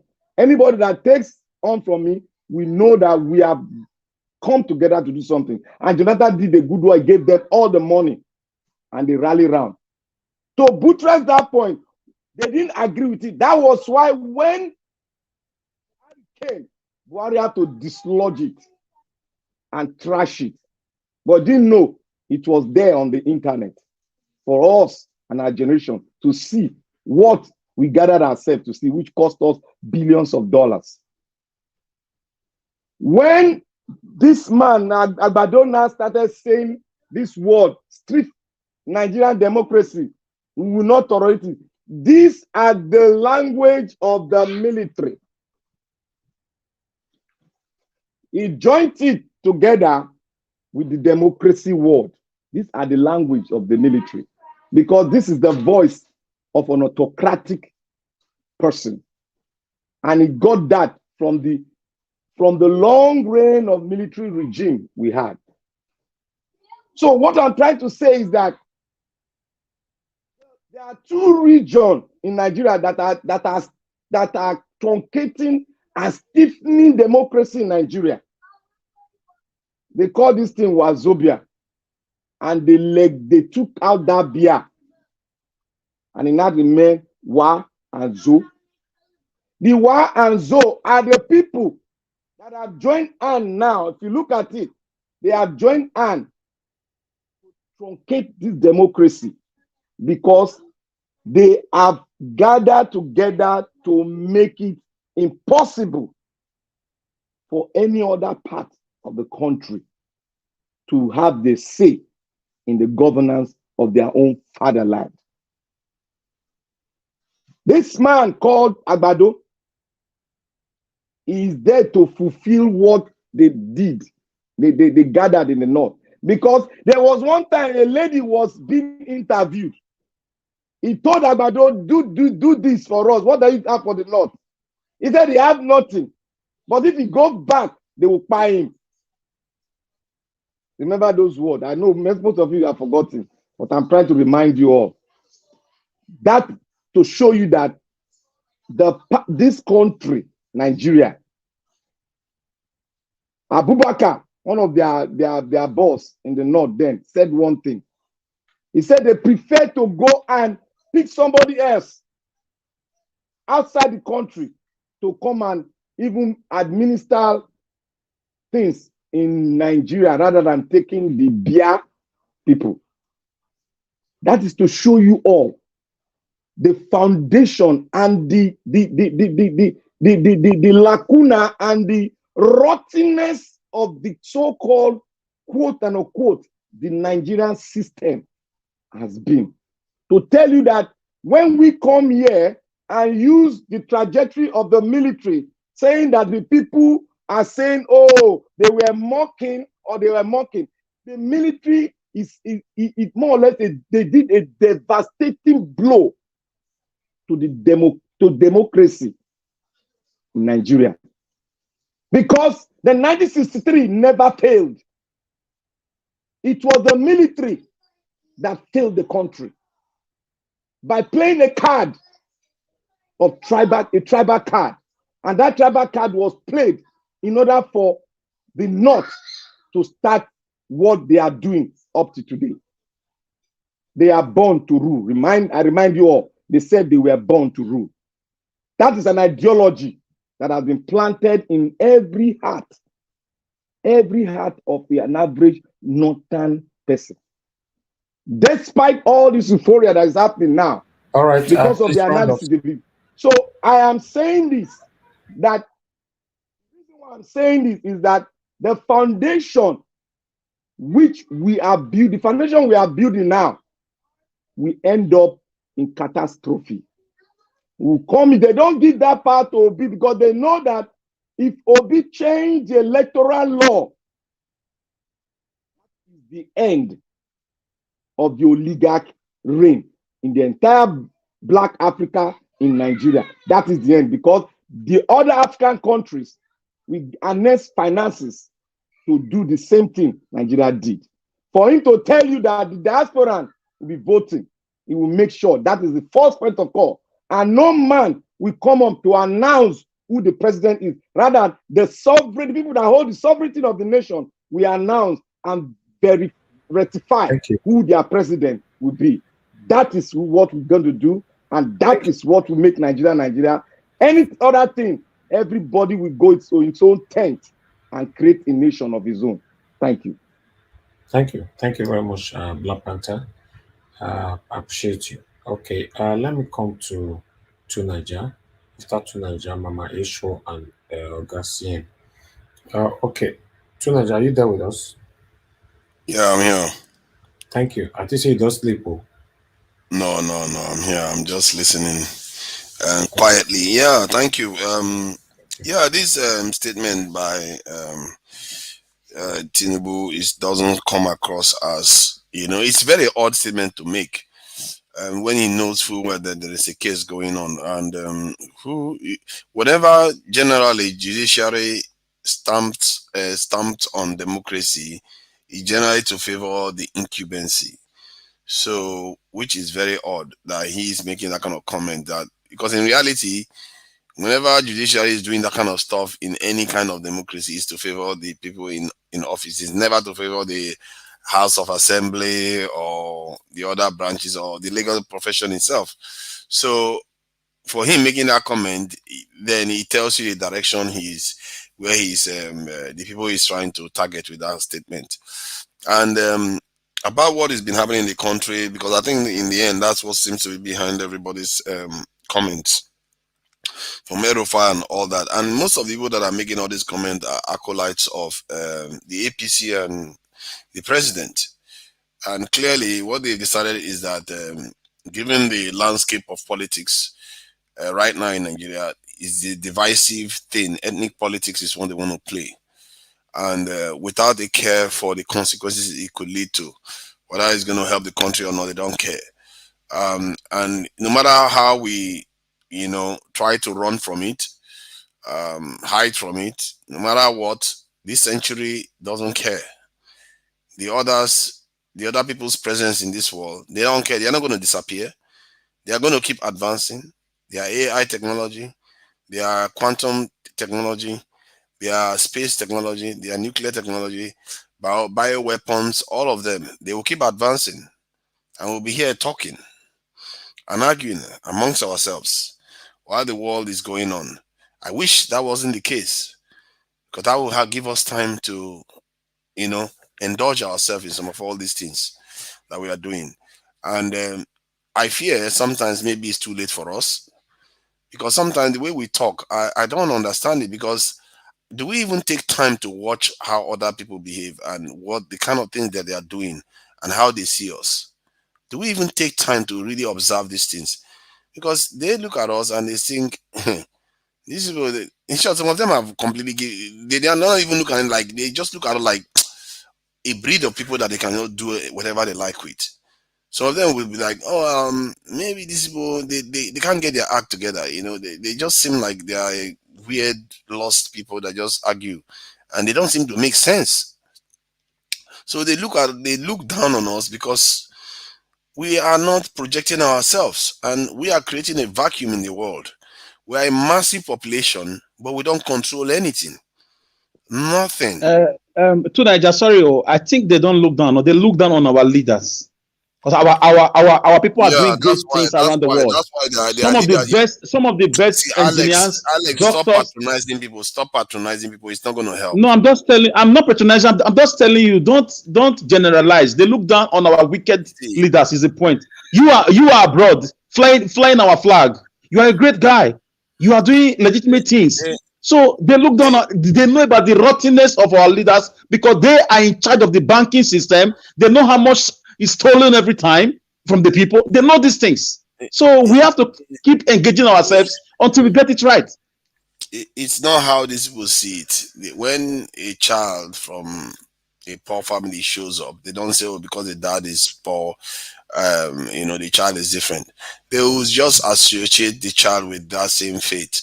And no, that's not true, sir. Let me finish my, can I talk, please? Character, I didn't listen. See, when they do some of the things they do to Africans in North Africa, they don't check with Buhari or check with Kofoado or Paul Biya. They do what they do to their people. You saw what happened in Morocco. We all know how they treat us in Libya and all the rest of it. So you go to the Middle East, the same thing. How they refer to us, their term for us is technically slaves. That's what they refer to us as. So, and we can pretend these things are not true and say that it's just our leaders they are looking at. No, they are not. They are looking at us. They don't see just the leaders. They see us. We create the leaders too. Let's not forget that. I'm not a slave. Me, I'm not a slave. Sorry. Of course, you can. And I would never be a slave to anybody. See, you know what? I am. Sometimes you can accept you can accept what they say, but I'm not a slave, sir. I'm not accepting what they said. When I say that this is how they see things, it doesn't necessarily mean I accept it. But I'm letting you understand that there are some things that are outside your control. When people see you in a certain way, you can't control that. If, let's say you want to call yourself a horse, And because you say you are a host, would human beings decide to say that you're not a human being anymore? No, you can indulge yourself, but you can't force them to indulge in your own self awareness or the way you perceive the world. So I'm letting you understand from what I've seen, the way they treat us. They see us as a group. They don't care whether you're Muslim or Christian. They just see people that are not getting their act together. If we keep doing this thing where we keep thinking that there's a future that when we go into the past, a future where we reverse back into the past to achieve, no, it's not going to happen. In Europe, if they had decided that they want to go back to the 1800s, you think they will not be into another world war again? They will be into another world war. They never But went back. there's war in Europe already. Are you sleeping, my brother? Yeah, There's war in Europe, and they are getting ready for a third world war. Are you not aware of this? hold on Allow now. him to make his point, please. And lastly, there's a way we see these Western world people. We see them as colonialists, invaders, and murderers. Because the king of Belgium, took out about Can 10 you million or stop 20 million Congolese. interrupting so that I can follow what he's saying? Just Okay, allow him okay, to rant, please. okay. Sorry. So, and they don't go back, even if there is a war in Europe right now. The war is limited to specific areas, and even if they go into a world war, it's because they lost their discipline. They lost it, and if they lose it and they start dividing among themselves, guess what? Consequences again, and they will do what they've done in the past, and they will pay for it. Is still the same thing that I'm talking against within our own context. You can't have a situation whereby you keep dividing yourself and expect to get progress out of it. You won't. You're just going to get destruction, backwardness, no development, and the suffering that will ensue is just staggering. Anything that we've seen in Nigeria is nothing close to what has happened in Europe. And if they go in that direction, they will pay too. Anybody, the same law, it applies to any group. If you are divided, you choose that this one is the one you want to go for, you are going to pay. And the north, the east, the south, everywhere in Nigeria, anybody that believes that they want their children to do well for the near future, they want to have a place for their heritage to survive and control their fate on this land, they better do the right thing by them by focusing on kicking these corrupt leaders away and taking control of their country, secure their people's future. What our forefathers lost and they didn't put in place was our ability to defend ourselves, was our ability to innovate, was our ability to work together. That is what they didn't put in place. And if we don't put it in place, we are going to end up in the same way they ended up to. And these things are not optional. It's not up to you. If you don't do them, there will be consequences. You wanted to say something. Yes. What I wanted to just chip in is that you said something now that we need to do something. As a civilian, the only thing you could do is your franchise. We voted. Nigerians are united. Nigerians don't want to go away. That's why they voted for P2B. Oh, the thing is that when you vote, even in the Western world, if they vote and you rig the election, people will come out and in fact they even kill you. In our own case, we voted. That vote means okay, 30 years ago, Abiola, we voted for him. Is it not unity? They said Abiola won a pan-Nigerian mandate all over. He beat Tofa in Kano. Everybody will tell you what happened. That's why 30 years later, we are repeating the same thing. For how long? That's why people are saying when one door closes, another door will open. That's why people are saying it. It's not that nobody likes to go away. But what do you do as a civilian? Do I take arms? You say no. Now, I use just ballot paper and thumbprint. Obey the rules. You said no. What do you want me to do? Can you have it both ways? Exactly. That is the issue. That is the issue. So the way to deal with this problem is not to first go for the wrong solution. Sometimes the right solution is not very intuitive because obviously you want to react with hot reaction. You have to go in the direction of removing them from their position without tearing the whole roof down. We barely have a roof, but if we tell what we have there, we are not going to even have any at all. And I think P2B is correct in the approach he's using. And we are just in the process. And I think people are, getting, the Tinubu is in office and the process is going slowly. They're beginning to lose their way a little bit, which is fine. It's normal. But you have to understand that process is going on. Let's see what the results are. And if the result is clear in either direction, then we'll have they will move to the next issues to deal with. But in the end, this is why I keep saying it. What we don't have, if you know what you don't have, and you want to progress into the future so that we can have a future on this land, you tend to be able to see where the problems are. You tend to be able to see where the problems are. Anything that wants to stop it, you will see it. Like for me, I want us to be secure. I want us to be transparent. I want us to have power supply. You have those things. The rest, Nigerians will take care of the rest. They will innovate. They will grow, and nobody will mess with them. Even us will come back from overseas. But anytime anything wants to get in the way of that, you will see it if you have that kind of way of looking at the country.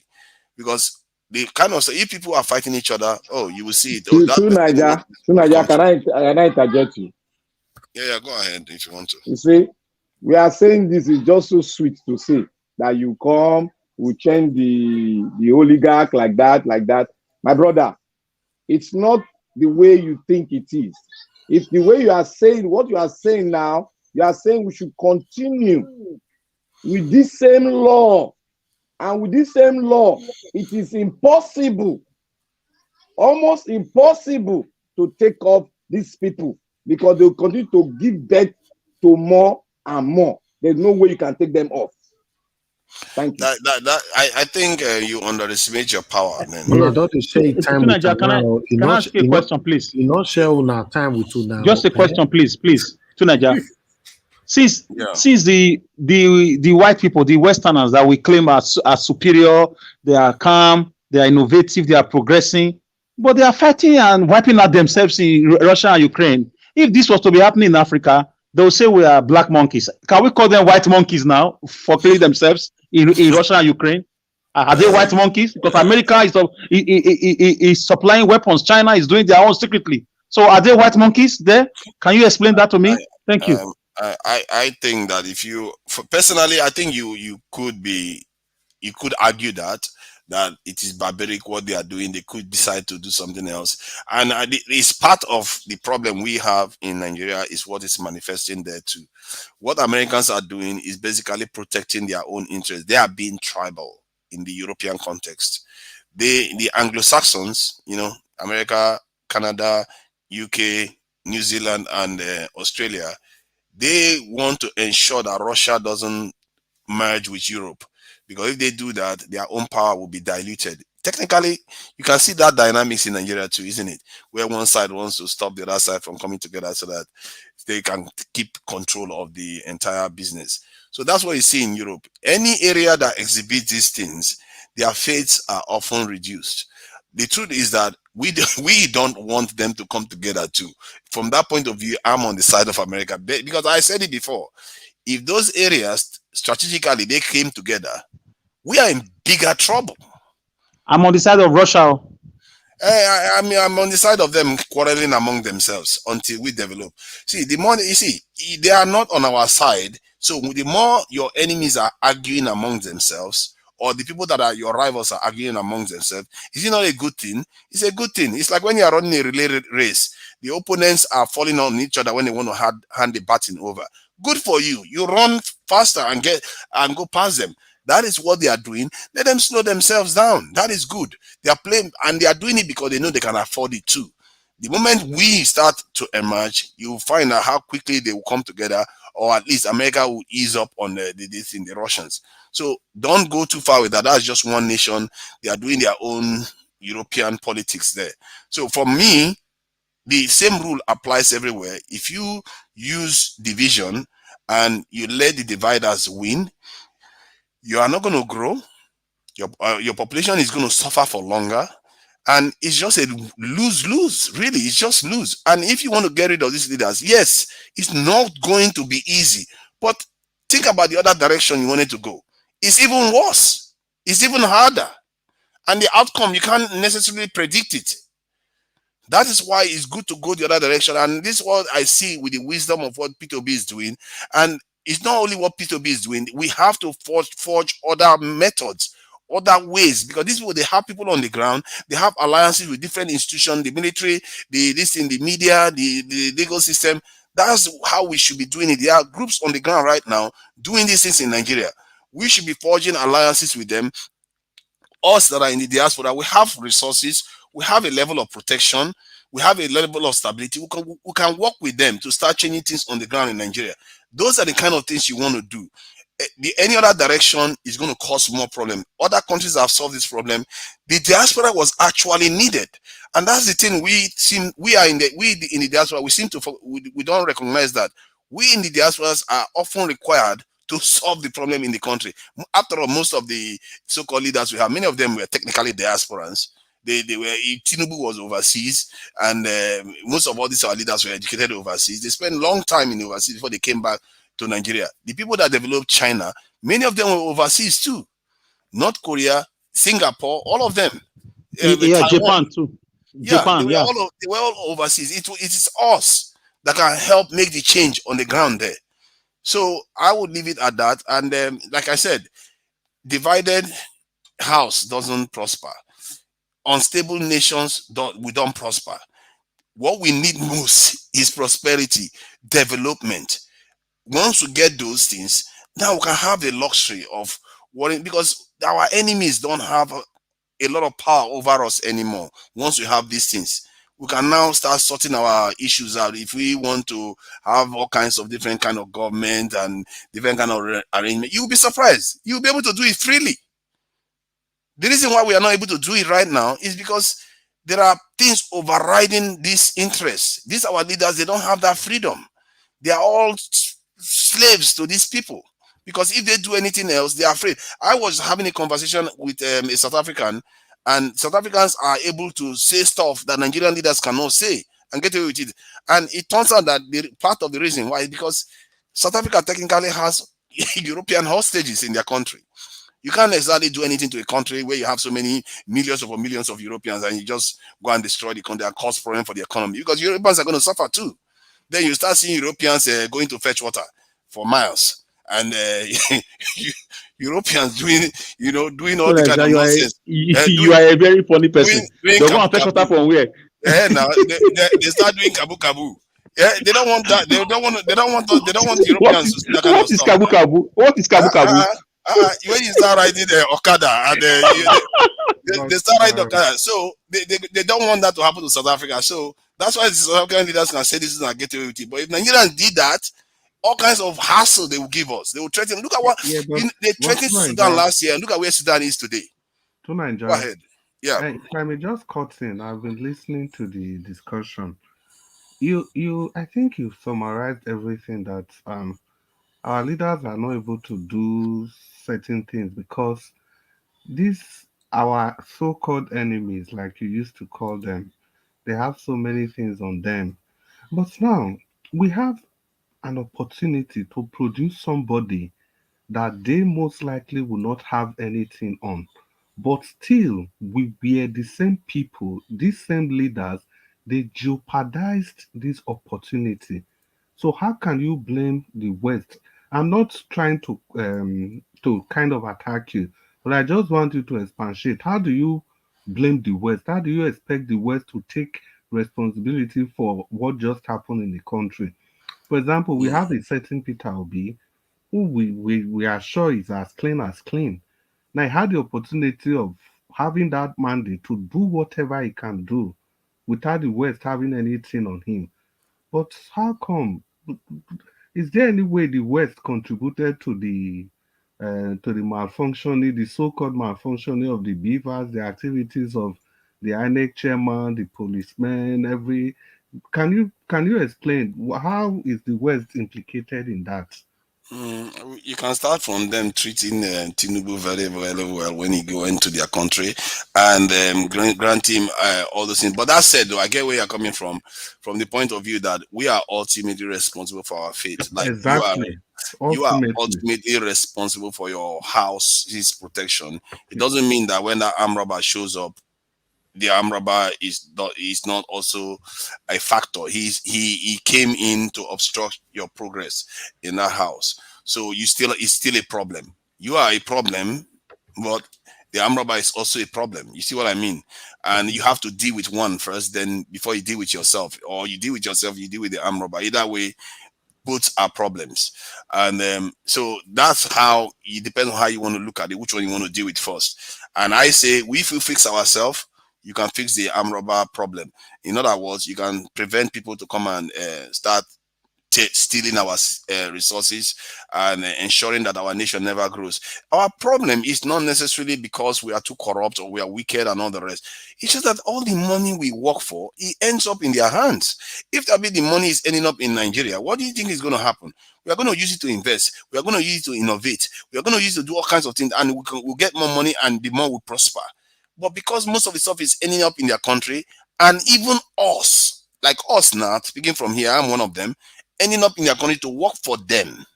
So we are losing out every time. I can tell you right now, my own direct experience in Nigeria is that right now on the ground, Nigeria has less expertise on the ground than they had 5 years ago because many brains have left Nigeria already. They are serving them in the West here. And while our nation is getting poorer, our capacity to innovate and develop is getting less. And then they are introducing more division is being introduced in the country. And where did these leaders find protection from? Where did these leaders Tuna, have their power from? From the yeah, West. Tunaja, let me just quickly respond to that. You see, no matter how you look at this, no matter how, the responsibility and the buck still falls on us. Now, Yeah. if you talk about that, our funds, even like you just said, it's not the looting that's the problem, but it's because this loot will eventually end up in the West. Can you, in all sincerity, say that it is the West that call our people on phone, steal your money and bring to our country? No. Even though if they encourage it, we must also we must accept that our leaders, they are not patriotic enough to do the right thing. Even if they steal this money and they reinvest in the economy, there's no way the West will come and force them that you must steal this money and bring to our country. No, the West cannot do that. Even if it comes to repatriation, when these funds are being repatriated, we still have a way of relooting everything. Look at the Abacha's loot that was returned. All of a sudden, Sadia, what's her name? Sadia, Buhari's girlfriend, said they were going to share the 5 million to the how much, $500 million to the poorest people in the country. And they shared under 2 weeks, they shared 5 billion naira to people, Mm. just people in the north and the north alone. Now, talking about brain drain, what is also responsible for that? You just said we have more expertise in the west now compared to what we have on ground. But what's responsible for that also? Is it not still the actions and inactions of our leaders?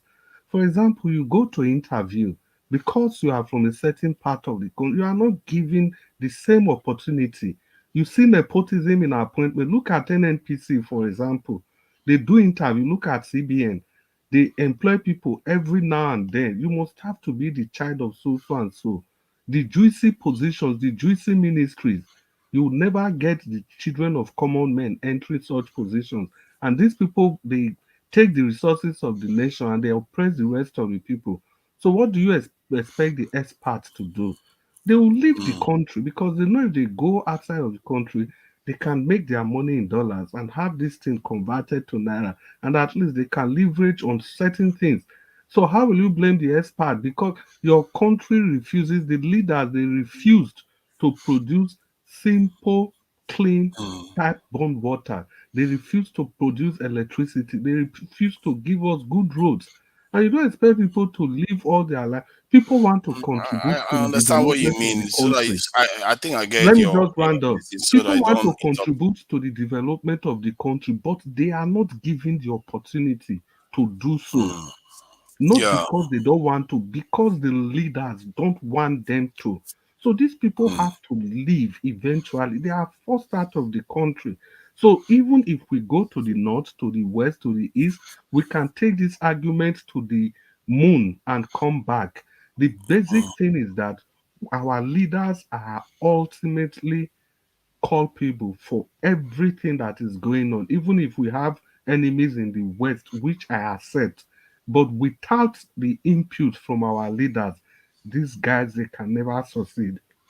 That is I think you have a point there, because in the end, this is what I'm trying to let people know, that it's up to us on the in the country exactly it's up to to us. create the leaders that are not afraid of foreigners, and we too should be ready to face the consequences of us not wanting to listen to what they are doing. Remember, there are leaders that have lost their lives on the continent repeatedly because they defied the listening to foreigners, and part of the reason why they did that, why they lost, was because they never really paid enough attention to their security. I always say it all the time. Most of those Naija, leaders, wait. Let me just cut in. If you want to still talk about these leaders, like Thomas Sankara, for example, yeah, how did they take out Thomas Sankara? He his was own is, ultimately yeah, betrayed by one yeah, of us.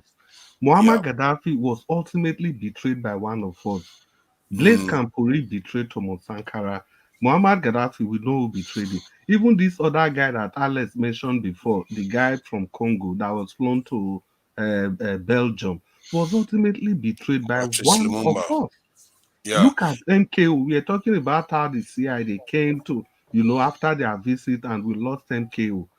Eventually, it was still our people. It was Abacha that placed him in jail. And the CIA couldn't have been able to do this without our input. Anyhow, you take this argument, there is always the See, input of the it's see, black man. the point has been made, and I've already considered it, that we are responsible for it. However, when those leaders were losing their lives, I'm trying to give you the reasons why they keep losing their lives, and they didn't fix one critical aspect, which was security. I was on a panel with Al Mustafa when he said they went to Libya to go and learn how Gaddafi was able to survive the West. Because remember, Gaddafi did survive the West. They had literally had to bomb his country and catch him to do what they did to him. So, but in Nigeria, they don't have to. They just we just run over to them to report, Master, please don't do anything. So the point I'm making is that he went there. They went and learned how Gaddafi survived, but they learned the economics of how he survived. They didn't learn the military aspect of it. And I told him, why didn't you learn that? Because it's not only economics is the reason why he's surviving. It's clearly that he has security. That's why he was able to survive. So he said they didn't do that. So that tells you, and I told him, under your watch, you lost the head of state of the country, and you lost the one that won the presidential election under your watch, and you didn't see that. And he was there saying that that he did all he could do, and he was following orders. But in the end, you are the commander, the CSO, the chief security officer, and you lost all those people because you were focusing on the wrong things. You should have advised Abacha that these people needed security. How is it that Castro can survive? Libya, they literally had to bomb Libya out. Saddam Hussein, they literally had to bomb him to get to him. They couldn't assassinate him the way they assassinate African leaders. But yet, we, All when those black, words, please. sorry about that. Sorry about that. So we allowed them to just come in, and they just get us by just using one of our own together, because we are not paranoid in terms of security.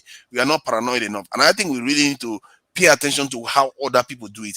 Don't take my word for it. Just study them a little bit. Take a week, study how other people look at the Russians, look at the Chinese, look at the even Europeans. They don't play around. Here in the UK, if you apply for certain jobs, they will not give you the job. You have to clear security. You have to have security clearance. Even the simplest job, you have to have massive. They will do all kinds of checks on you. Even when you owe money, they will be like, I'm not sure. I'm not going to give you that job, just because you owe money. So they don't take their security for granted at all. So that's something that we have to take more seriously, because it's responsible for why our leaders fail repeatedly. So that is that on that front. All I'm saying is that we have to pay attention to some of all these things that is going on around us. And we in the diaspora specifically have to start organizing, finding a way to start changing stuff on the ground. There are many that are already doing stuff. And I am trying to come up with my own formulas and things that I can do too. So we should start thinking creatively, because all these other countries that fix their situation is the diaspora.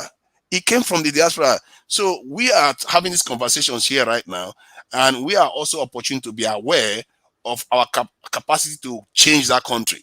We should do it.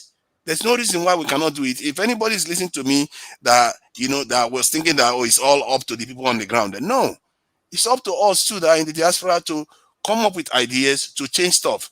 Thank you.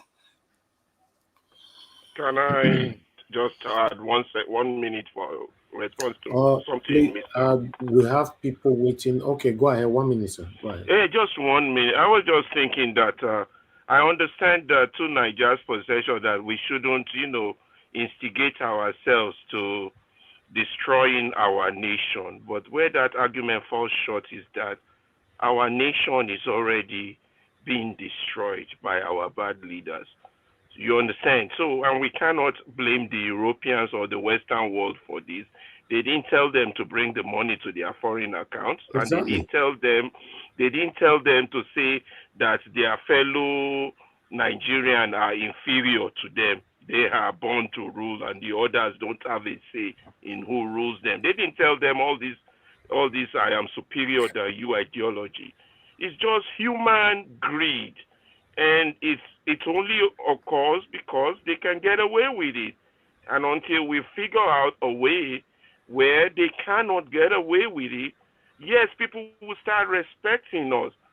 That's why we're saying, okay, this constitution is not strong enough. Maybe we need a national restructuring. That's why we're saying, even with this constitution, at least comply with some rules. So stop this selective I left something out in my analysis. Let me explain this. I think I left something out in my analysis. See, when you give fish a part of water to travel through, that's the part they're going to take. They're not going to take any other part. What I'm trying to let you understand that there are things that affect our lives that is not necessarily within our control. And people that understand that operate at that level, they are creating the situation. I can do it. If I can envision it and I can make it happen, why can't anybody else make it happen, or the people that have even more resources than we do? So just because you are seeing all these things manifest and our leaders are doing all these things, maybe what is making them do those things have already been put in place already before they even got into office. They got there and they are dancing. They are thinking that they are going to outsmart the Europeans, and the Europeans outsmart them. One of the reasons why I say that you have to go through the people is because the people are harder to manipulate if you change them, because they are not that many. There are too many. Europeans cannot just go and start changing individual mind. But if you just say, oh, only a few people can do these things, they will just go, either they take them out, or they blackmail them, or they bribe them, or whatever they need to do to do your bidding. Let me say That one more thing. it's not because they are wicked. It's not because they are wicked. It's because they have to do it to get the resources. How can they reject billions of dollars that is coming to them? They can't reject it. They have to take it. The problem is our own people. Have you guys ever? You remember when we were young, when that guy, Professor Ali Mazrou, did that documentary on the triple heritage? Did anybody ever watch those documentary where he realized our the whole of Africa? It's the idea we bring to government. We believe since Whiteman that he has killed a big elephant, and everybody's bringing their place to share the elephant. So we still don't have this idea that this elephant, we have to build it. We have to build our own nation. We have to make rule of law thing. We have to make everybody equal. We don't have those ideas here. We think, well, let's just go there, make money, and everything will be fine. Build great mansion, but there's no road that leads to the moon. These are our problems. These are not foreign people's problems. They've been gone since. Influence on some things we do. But we are ultimately our leaders, and we have to hold them accountable. Responsible. Look at what we are doing now. America, education. Nigerians make almost 70% of American education. The same thing with the health system. These are manpower we are losing because we have failed to make our own country conducive to develop our human capacity. So Nigeria educated me, gave me my bachelor. America used me for 30 years. How is that beneficial to the country? Okay, are you ready to do what it takes then? Are you ready to do what it takes to make Nigeria great? Yes, we are. That's why I'm on this Okay. forum. That's why we're doing what we. That's why I've lost 2 years. Let me tell you my history. I lost 2 years. Even back then, those who are strong activists now, they will, oh no, let us graduate. Can't let them close school. We will close the school down until we do what we want. We were minded. We were fighting. But some people didn't share there. Some of the rich children among us didn't share there. They just want to graduate. Okay, let me ask you this straight question then. What are you willing to go through and put Nigerians through? Because when you start trying to make Nigeria proper, that's to function properly, you're going to have problems. People are not going to like it. International bodies are not going to like it. So what are you going to do? I'm asking you now a straight question. What are you willing to put Nigeria through to do that? The problem has gotten so like Rocco tree. First is education. That's why every day I thank this man, Mr. Elvis, for his platform, and all the other bloggers, including all the other bloggers that people consider as illiterate. That's why I can't people like Abati. I think you are going all over the place. I'm asking you a straight question. I'm asking you a straight question.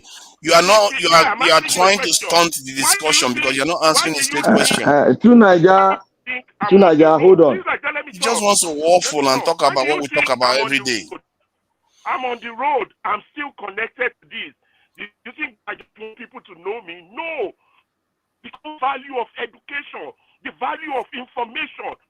If we keep talking, if people hear us, people are hearing us, we will be changing minds.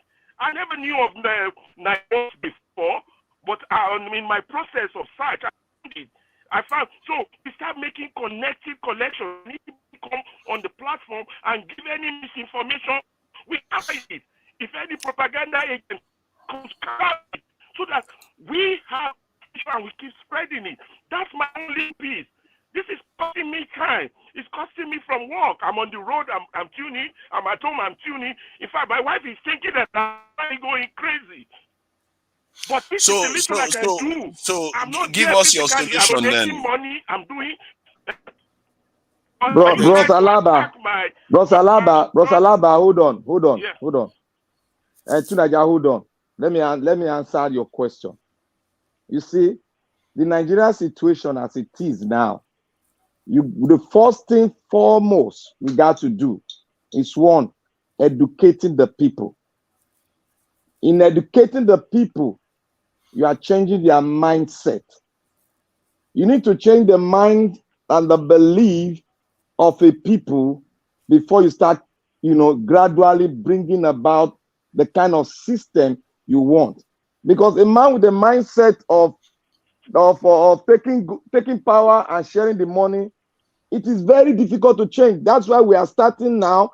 And most of us that have lost 2 years in our institution, and you say we have not become, we are still here trying to change the mindset.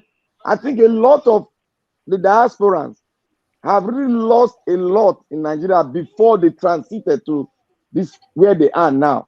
That is why they are still consistent. They are coming back to do the needful first in educating the people, passing good information so that you begin to reorientate them so that when you go there to put up a business, they will not have that mindset of taking what is making them, is going to make them taking out of it and not contribute to that business to build a nation.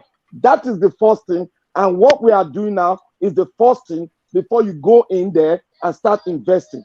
The political will must be there. We must have a stable political terrain. We must have the rule of law. We must have a good system that will hold people accountable, because the present system we have now is zero. We just got to orient them, force them, if inevitable, force them and make the government change. We bring in a new government that will listen to us so that the system can gradually change and people will be held accountable. That is how you go into the system. Any other way, contributing money, it has no effect. You have to change the mindset of a man before you can go into his heart. Simple. Well, I good, think Black he Panther. has some solution at least. I was trying to get the solution Good. from the one that is criticizing stuff. So To, see, to in Niger, the, let me add to this. okay, go ahead. Black Panther, you have a great idea, but I think we have to start that educating from the Nigerian National Assembly. We have to educate them to tell them what their job description is. They are lawmakers. For instance, all these electoral problems, they don't even have any kind of good penalty for any of the offenses. So they commit it and they get away with it. We have to educate them on that job of being lawmakers. They should take it seriously. And then they have to, uh, I guess the whole country has to respect this whole idea of tripod. The executive should be the executive, the legislative should be the legislative, and the judiciary shall have no dependence on the executive. Look at the tyrant that we now have.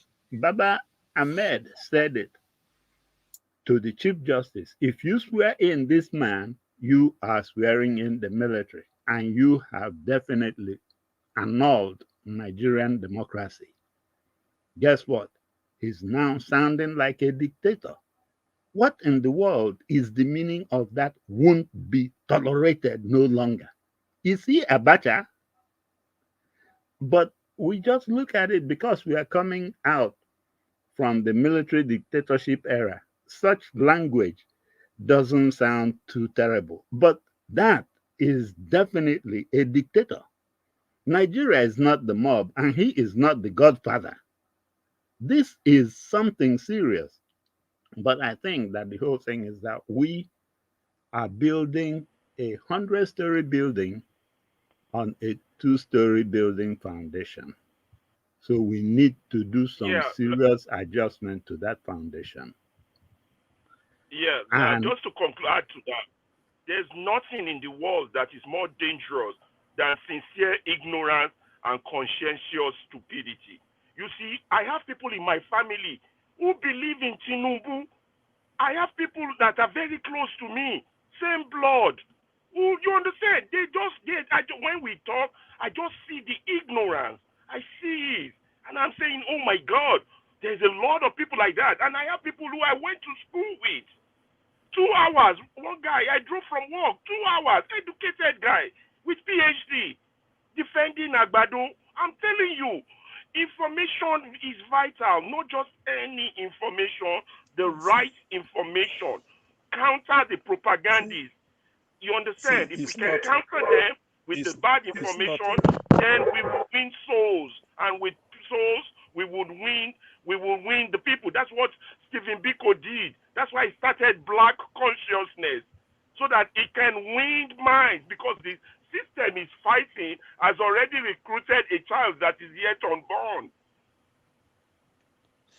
Anyway, when you see educated people defending Tinubu, it's either due to tribalism or maybe they were paid.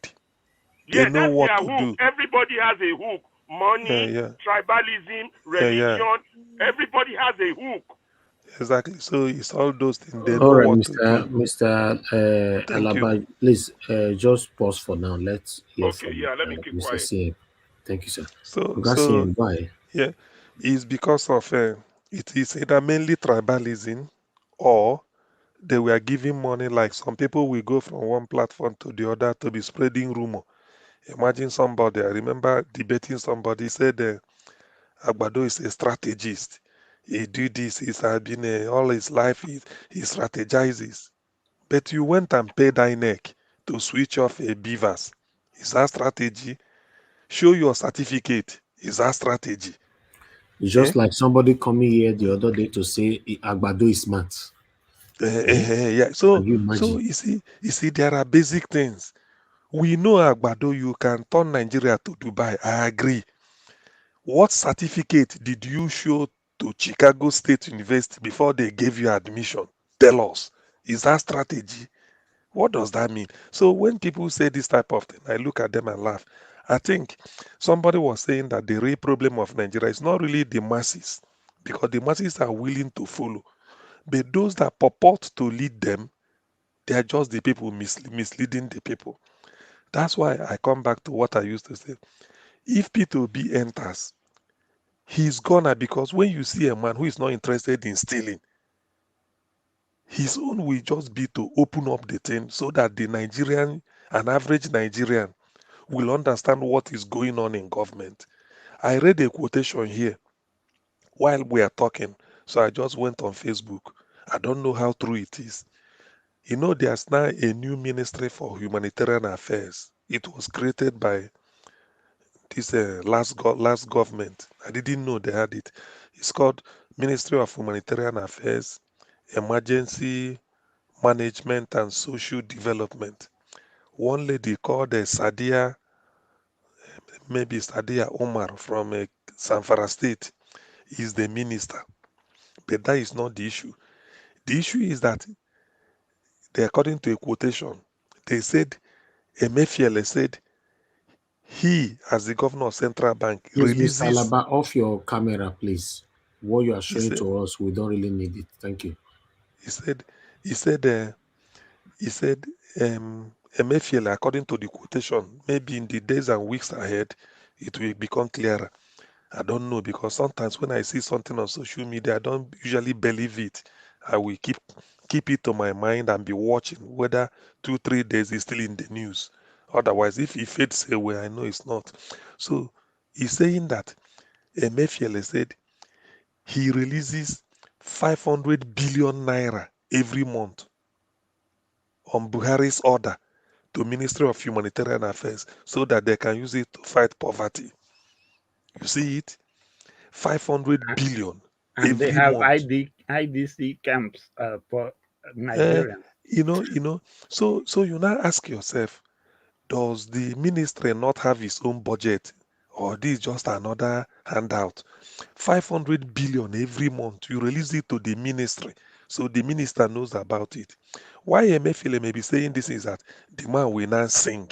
He will expose a lot of things, although so many people will be, people in this type of situation, some may say it's a lie, but then let it be out there. So this government that left, they lost almost our chance of the decade. A lot of money was mismanaged. You don't know what is being used for.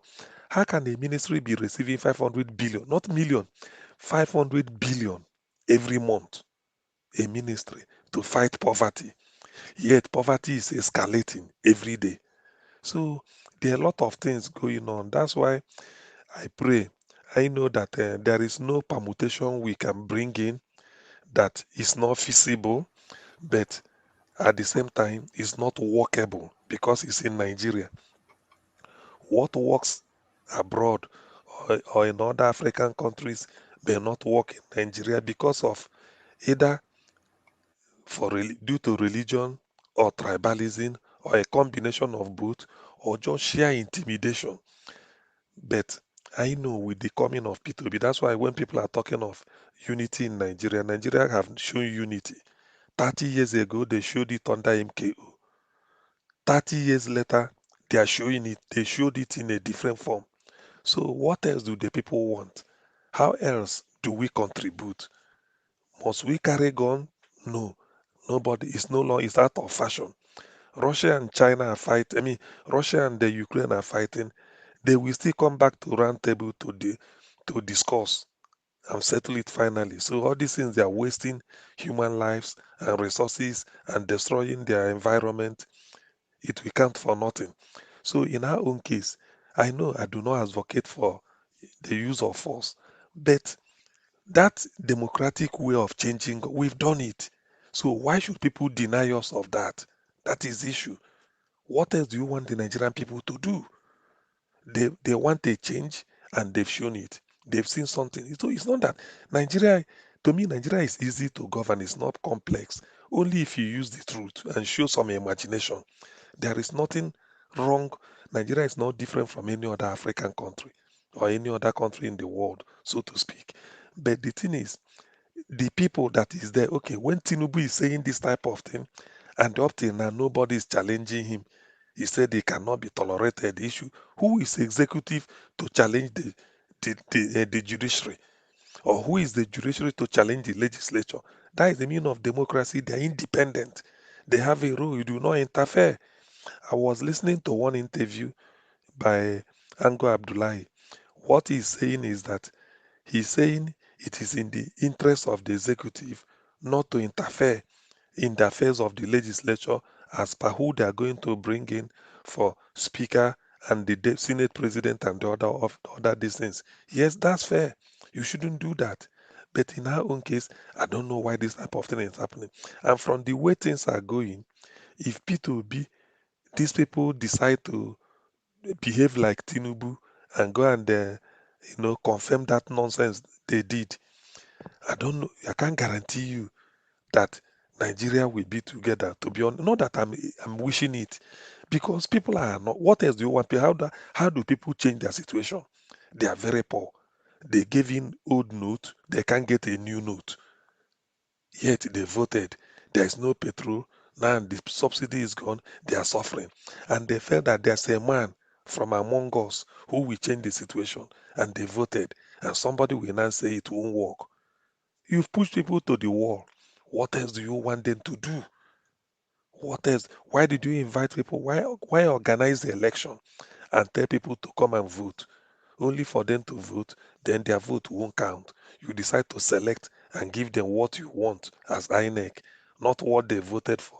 So this is what people should be thinking of. That is where really I'm heading. I know all the permutation we are doing, what we need to do. Yes, common sense says that that is what we need to. We know it. Even the one we did is the best option. Using democratic way to exercise our franchise. That is the way to change government seamlessly. That is what is expected. No quarreling, no noise. Just pick your leader, vote for him. Given the all things being equal, the electoral body will declare the winner free and fair. Then life continues. What if they had announced P2B since March? By now, we would not be talking about the election. What we'll be talking about is first 100 days, first 2 months, first 1 month of P2B. What are the policy statements?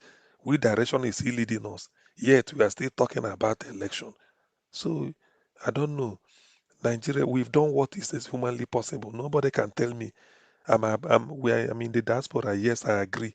But we use Nigeria Watch platform to mobilize our people and they listen to us. We gave money for transport. Get your PVC or else you won't see anything from us again. People obeyed. They came out in their thousands. They overwhelmed the INEC office. Some sleep there. Every day they go there. So when you put all this effort in the hope that your vote will count and somebody decide to mess it up, are you going to fold your hand? There's alternative to life. It's either you live or you die. So I don't know the way. So either you live or you are no more. So when this type of thing is happening, you can't really blame people. We did everything. This is the election that has the election that has the greatest consequence in Nigerian history. We did everything humanly possible. So what else do they want us to do? Those countries we are citing, this is what they did. In fact, there is no other way to do it than what we did. There is no other way. I can't fault anybody. People voted according to their conscience. They know their leader. Then somebody sit down somewhere. Do you know that in civilized countries, in a civilized environment, that Mahmoud Ainek must explain why the beavers was switched off. He's a criminal. That Professor Mahmoud, why should they switch off beavers? Because you want to do manual counting and inflate figures. Why? So that tells you where the thing is. Ordinarily, if I'm in the court should ask him, why was the beaver switched off? Let him tell the people world why. But anyway, all hope is not lost. Since P2B is approaching it, let us hope, if not Thank you. tomorrow, next. By the time they give the judgment, all this will change. Probably the man in Aso is getting the feeling that his days there may be in the next field is now numbered. That's why he's issuing threat, which is unnecessary, uncalled for. He can't bully people now, bully the judge until he can't be tolerated. Who is he? Nobody is bigger than the law. Nobody. If Trump, some of you in US, thank God, yeah, Black Panther, you are in US. Look at what is happening to Trump, and this is almost at exactly when Obi is going through the court. Trump now we have to appear. I think he's saying Miami court tomorrow. I think for criminal charges. A whole US president. Do you know what it means? So Tinubu should be anyway. Well, If the better court go finally now 20 years they see you. you see now a president and a billionaire. Is yet Trump is a billionaire, I suppose. Yes. Yet look at America doesn't care. The most powerful man in the world at one time when he was president. So do you think Trump will be sentenced to prison? And that is what I Let, don't let, know. let me answer that question. Okay. You see, the guy that is in charge of this prosecution, that guy comes out once in a while. If he comes out, he hit the target. He doesn't look back. He doesn't care who is being prosecuted. He bring it anytime that guy hold you to ransom and bring your case to the court. Know that there's going to be a judgment and you are going to go to jail. So everybody is skeptical. That's why they are fighting through Black every news, Panther. through the press. Black Panther, from what you gathered, do you think there's a watertight case against Trump? Oh yes. Oh, Oh it's too yes. watertight. It's too watertight. Oh yes. It's too watertight. They even have a voice conversation where he told them that tell them that you don't have the stuff. No. Just tell them you don't have it. It's there now. Voice conversation. They brought it through his phone. He didn't know that they Please tap be everywhere. careful with your word, Black Panther, please. Okay. So there is a lot of evidence, video, everything is there. So 37 counts, and those 37 counts, all of them they enter. Now giddy bomb. So They go prison, my brother. Forget that thing. here they go. You know It's they not call possible. espionage Okay. case. Okay. Black Panther. I know why Niger Watch is saying what he's saying. Probably there's an option for suspended sentence. Don't they do it? Mean which he may say do community service. Look at what they are going to do. He's going to like what his lawyer. They keep him in house, whatever.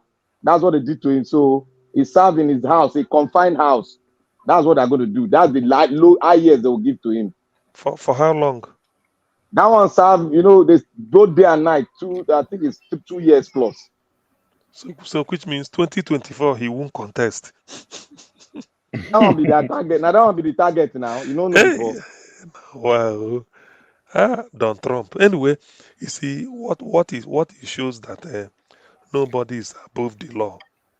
Nobody is above the law. The only way Nigeria can attain that opportunity, this type of something, is if somebody like P2B enters, then we will start a lot of places. In fact, the confidence, probably the judiciary will reform itself if somebody like P2B is president, because he wouldn't like to interfere with them. He can only know that do your job so that he won't be under any pressure. He's not going to pressurize anybody, because the guy just wants to come and perform and see how we are going to get people out of poverty.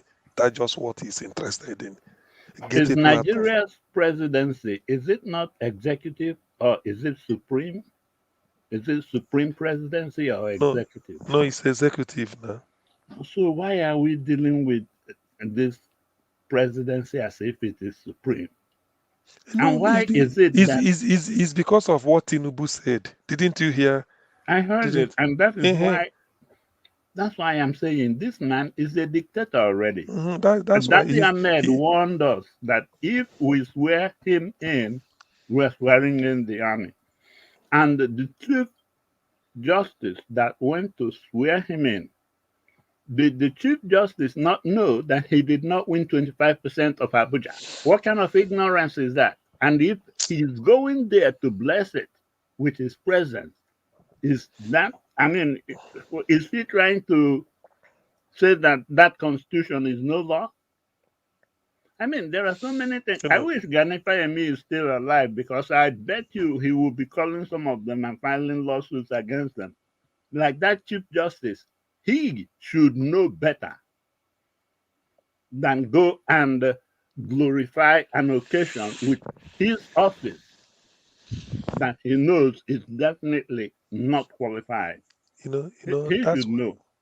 that's why sometimes when they say judges will interpret the law, I said it's written in English language, very simple. 25% of FCT, what are they going to take? What law again are they going to interpret there? Everybody know. If you can read and write, Yeah, there you was a understand. precedent with Obasanjo's case that time where they were arguing that it should be winning the FCT. And the Supreme Court then said, no, it's not winning. It's winning 25%. Yeah, yes. And then another one came up again, I think in 2008. So the point is that the Supreme Court has interpreted it two times already, both times in favor of Abuja 20, 25%. 25%. I don't know what kind of justification this Chief Justice gave to it that gave him the courage to go and embrace an occasion that he knows is illegal. And he carried the office of the Chief Justice of the Federation right there. And we are not even bothered about that. It's like we have given up in so No, no, many areas. no. Nigerians are bothered. That's why the fact that they are keeping sort of patient with P2B and then following the what is going on in the tribunal. That means they've not given up. It's only that they are waiting. These people, when this thing happens, in fact, to be honest with you, I blame the judiciary more. There are certain, you don't allow people to rubbish your reputation, no matter how much you are giving. Look at Mahmoud, the whole professor. How can you do this? How can you do this? It's like Hmm? in the US here, we have electoral college. In Nigeria, you have only one person, Mahmoud. He's the electoral college. He decides. He does everything. That's nonsense. How in the world he came to, I don't even know what kind of money will somebody offer you that will make you sell out your fatherland. I don't even, sometimes I question what is it with these people? Have you seen anybody that died and on the day of his burial, they will go to his bank and withdraw his money and come and dump it in the grave with him? So why are we looking at this thing as if that is all? Most Nigerians do not read now. They don't know the story of Alexander the Great. If only they do, they find out they should know that this world is vanity. You can't be soft. Anyway, I don't really do much of a blame because I know that the people of Nigeria, they are united. They know what they want and they will get it. So I don't have to. The blame can never go to the voters. They did the right thing. They did what they have to do. So it's only that the powers that be are denying them, but they will get it back. That's all I could say for now. And we should be conscious too, All because right, that criminal we have in Asarat is aware of this. So he is going to, let's and you do. know, he has a crooked mind. So he always comes up with the most crooked things. But the big problem I think he's going to have is that his godfatherism attitude is still in him. And that is what he will do one more time, and he will push Nigerians overboard. And everybody will say, forget it, And forget it, forget it. anyway, it's 3 a.m. I All want right, to go now. Thank let's you. do 2 minutes to round up, please. Okay. 2 minutes to round up the broadcast. Let me see who is available. I'd like to go to Mama H. Oh, I'm not sure she's still available though. All right, Mr. Chris, are you still there with us? Okay, Mr. Chris, don't speak. All right, let me come to Felix. Oga Felix, are you still there? Did you guys call me? Who's talking? No, no, no. Alaba Pereira. No, I I did have not talk. called you. Oh, I'm Okay, talking. okay, okay. Who is talking? Chris. Oh, Mr. Chris, you just coming in now. Okay, go ahead. Talk to us. Yeah. Final submission, please. I was Mr. talking. I didn't know that my mic was was not unmuted. So, well, for me, I think the summary of it all, the Trump issue that you guys are discussing about, I just think what they want to Three do with minutes, sir. him. 3 minutes. Okay, I just think what they want to do with him is not really about to send him to jail, but just to make sure that he's not able to contest in the next election.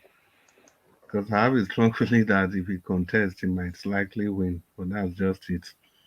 Well, in summary, the back and forth between two Nigeria and I would just conclude by saying that ultimately, no matter how we look at it, no matter from any angle, we have ourselves to blame.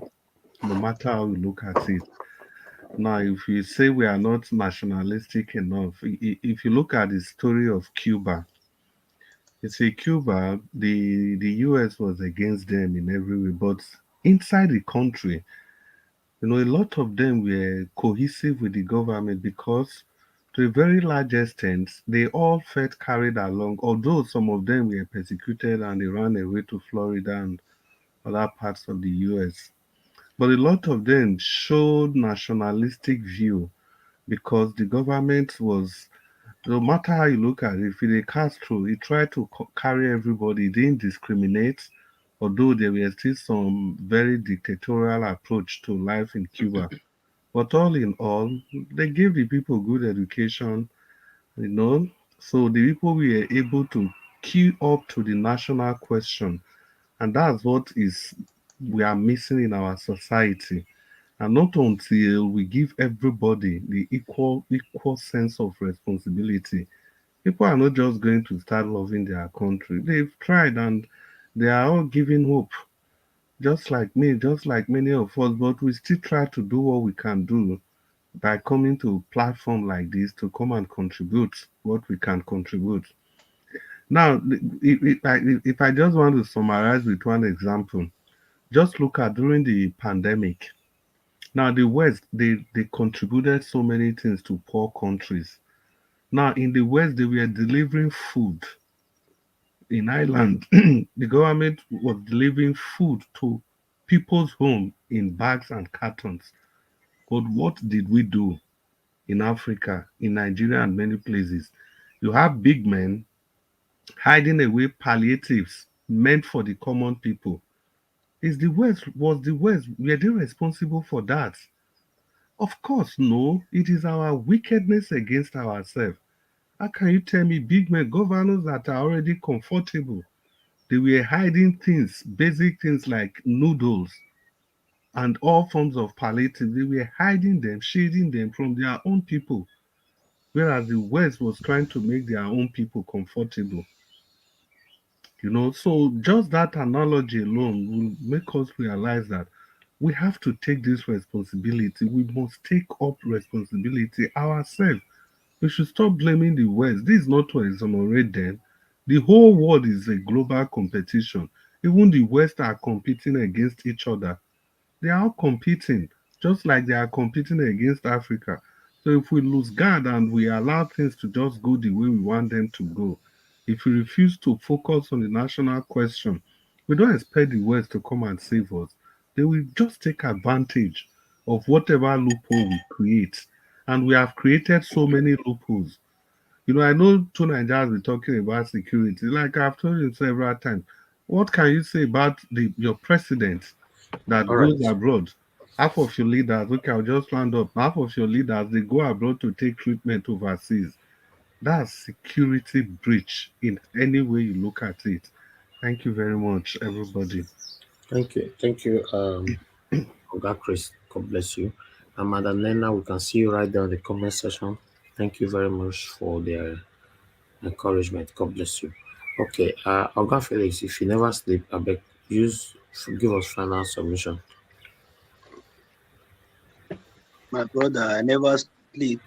I want to ask one question. Mr. Elvis, you not nightmare, we know the sleep. I don't sleep, wake up, can't see Jamuna here again. We did. After all this great sacrifice, they'll come tell us for cost. My people, I collect. want to leave on. Okay. My for see you tomorrow. Thank you, Thank you, everybody. Oga Felix. Thank you very much. And Oga CM, you're leaving now. Thank you so much. Oh, thank you. Thank you, sir. Thanks for joining us. We are even rounding up now. So go ahead. I'm also leaving, so I'm trying to take my leave now. Okay. Do you want to do your 2 minutes, or you just want to go? I want to do my 2 minutes so that I can jack back. All right. Okay. Oga Felix, round up so that you can take 2 minutes. Oga Felix, can you hear me? Okay. I can't hear you anymore. Mr. Blampata, go ahead. Give me your 2 minutes. Yes. My 2 minutes is like this. I think we have spoken well. We have come from different channel, and we are arriving at a point where at the point whereby we all know that we need a new system, and that is the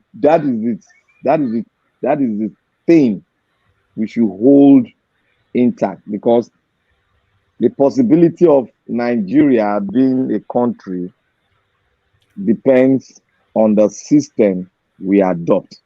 Because currently, one of the speakers said Nigeria is putting 3-story on the foundation of 2-story. So we have to find a way of bringing out, dusting out, because to convey a conference, it requires billions of dollars. So we will not want to go through that, because we have already gone through it. I want us to really enact and going forward of really bringing out that constitutional conference that everyone attested to and agreed upon. And from there, I believe from there we can build a viral nation. Without that, your defense, your politics, your education, your security, all is just forecasting. But you are forecasting on the wrong foundation. It will not go anywhere. We'll still come back to a round table like this, where you see a man, we say I'm the president, but he didn't get 25% of what do you call that place, Abuja. He didn't get 25% and didn't get to third of 24 states. So I beg every one of us to have that in mind, that we need to bring out that constitutional conference. We need to talk more on that so that you get in, talk more on it, and our PO court case. That's so that the thing we need to pressure on, because we need it to forge ahead. Until we keep on saying it with our PO winning, man, if we come in and people start bringing different kind of ideas to continue with this same system, we PO leave the same system, he goes out, and one other person come in, they will go back 3 steps, the way Buhari took us 100 steps backward. So we need a system that will work, and a vacuum, no longer a vacuum will be left when the president is not elected. So we need that system that will not create a vacuum. That is what we need. Thank you. Thank you, my brother. Okay, let me go for Mr. Engineer Francis. Please, sir, give us your 3 minutes. Well, I believe everything has been addressed. The only thing I will suggest also is this. Let's consider, with or without PO, we are going to split this thing down to the micro level now. Every area will handle their House of Reps and their senators, and tell them what you want them to achieve out there in Abuja. Not just to go that you're a senator and we will be worshiping you, but we will tell you when you get there, make sure that you file a bill that will persecute anybody that rigs election the way this one is done. When you get there, make sure that you do this. Make sure that at least write down what you, the constituents, what you require of him. Let's all split it into all the micro units in Nigeria. So when they get to Abuja, let me see how the executive will influence them so much that they will forget the place where they came from. As a matter of fact, that will now start separating the boys from the men, those who will be re-elected and those who will be rejected. So we have to just start thinking comprehensively. The house needs to be overhauled because we don't have really three branches of government. I thought the reason for having the three branches is that it will serve as a check and balances on the other ones. Here, the judiciary is in the pocket of the executive. In fact, their budget comes from the executive, which is nonsense. That means they are loyal to the executive. They are no longer, they don't have that power to balance anything or check anything from the executive. So I think we really need to address all these lapses in the so-called constitution and separate the powers very well so that when it's like saying the executive, like here, Donald Trump wants to encroach on the authority of the legislative. You will see, even under Donald Trump, Mitch McConnell will tell him, hey, do your thing in the White House, don't come here. So, I don't know. Here, he is even telling them who will be their Senate president and who will be the Speaker of the House. And then he's now indirectly firing warnings to the legislative, the judicial, how they will rule or how they will do what. In fact, I was so angry when I read those words, won't be tolerated any longer. What does he think he is, a batter? Tolerated? Like, I guess he's blessed because we're all coming out from the heels of the military. So we've heard such words before to the extent that we now don't pay too much attention to it. But if it were to be in the US, they'll tell you, who in the world do you think you are giving us that order? And that's the judiciary. That is supposed to be one of the branches that will balance and check on him. He's now ordering them. Well, let me see if they will capitulate to that. If the judiciary will say, oh, yes, Master Supreme Master, oh, yes, we are not going to. Or whether they will do like that wreck in Abia State that said, no, I'm not going to take this bribe. I will call it the way it is. Let there be one hero in that area, too. Throughout all that election, it was that lady. I still think that lady should be, well, of course, Peter is not there yet, but I think she should be the Okay. next chairman. Thank you. All right. God bless you, sir. I really appreciate your time with us today. Thank you. Mr. Alaba, please give us your 20 minutes. Yeah. So thank you guys. Thank for the panel. Very intelligent conversation. I thank everybody. You're very good. Number one, I just want to add that people like that Speaker of Lagos State House, it's not even from Lagos. 95% of the people ruling Lagos are not the real Omeko like some of us. They're just from other parts of the Yoruba land like Ogun, Ondo, and all this. So they are the ones even encroaching into Lagos. They're not real Lagos indigenes. That's why they keep using the word Yoruba, Yoruba. They need to go sit themselves down with their tribal bygones. Number two is that this court, I pray that they start releasing the results by state so that doubting Thomases would know that Obi really won. With all the evidences brought in, let them start putting it together and start putting the numbers out there, with like BBC did with Rivers. So this court start putting out the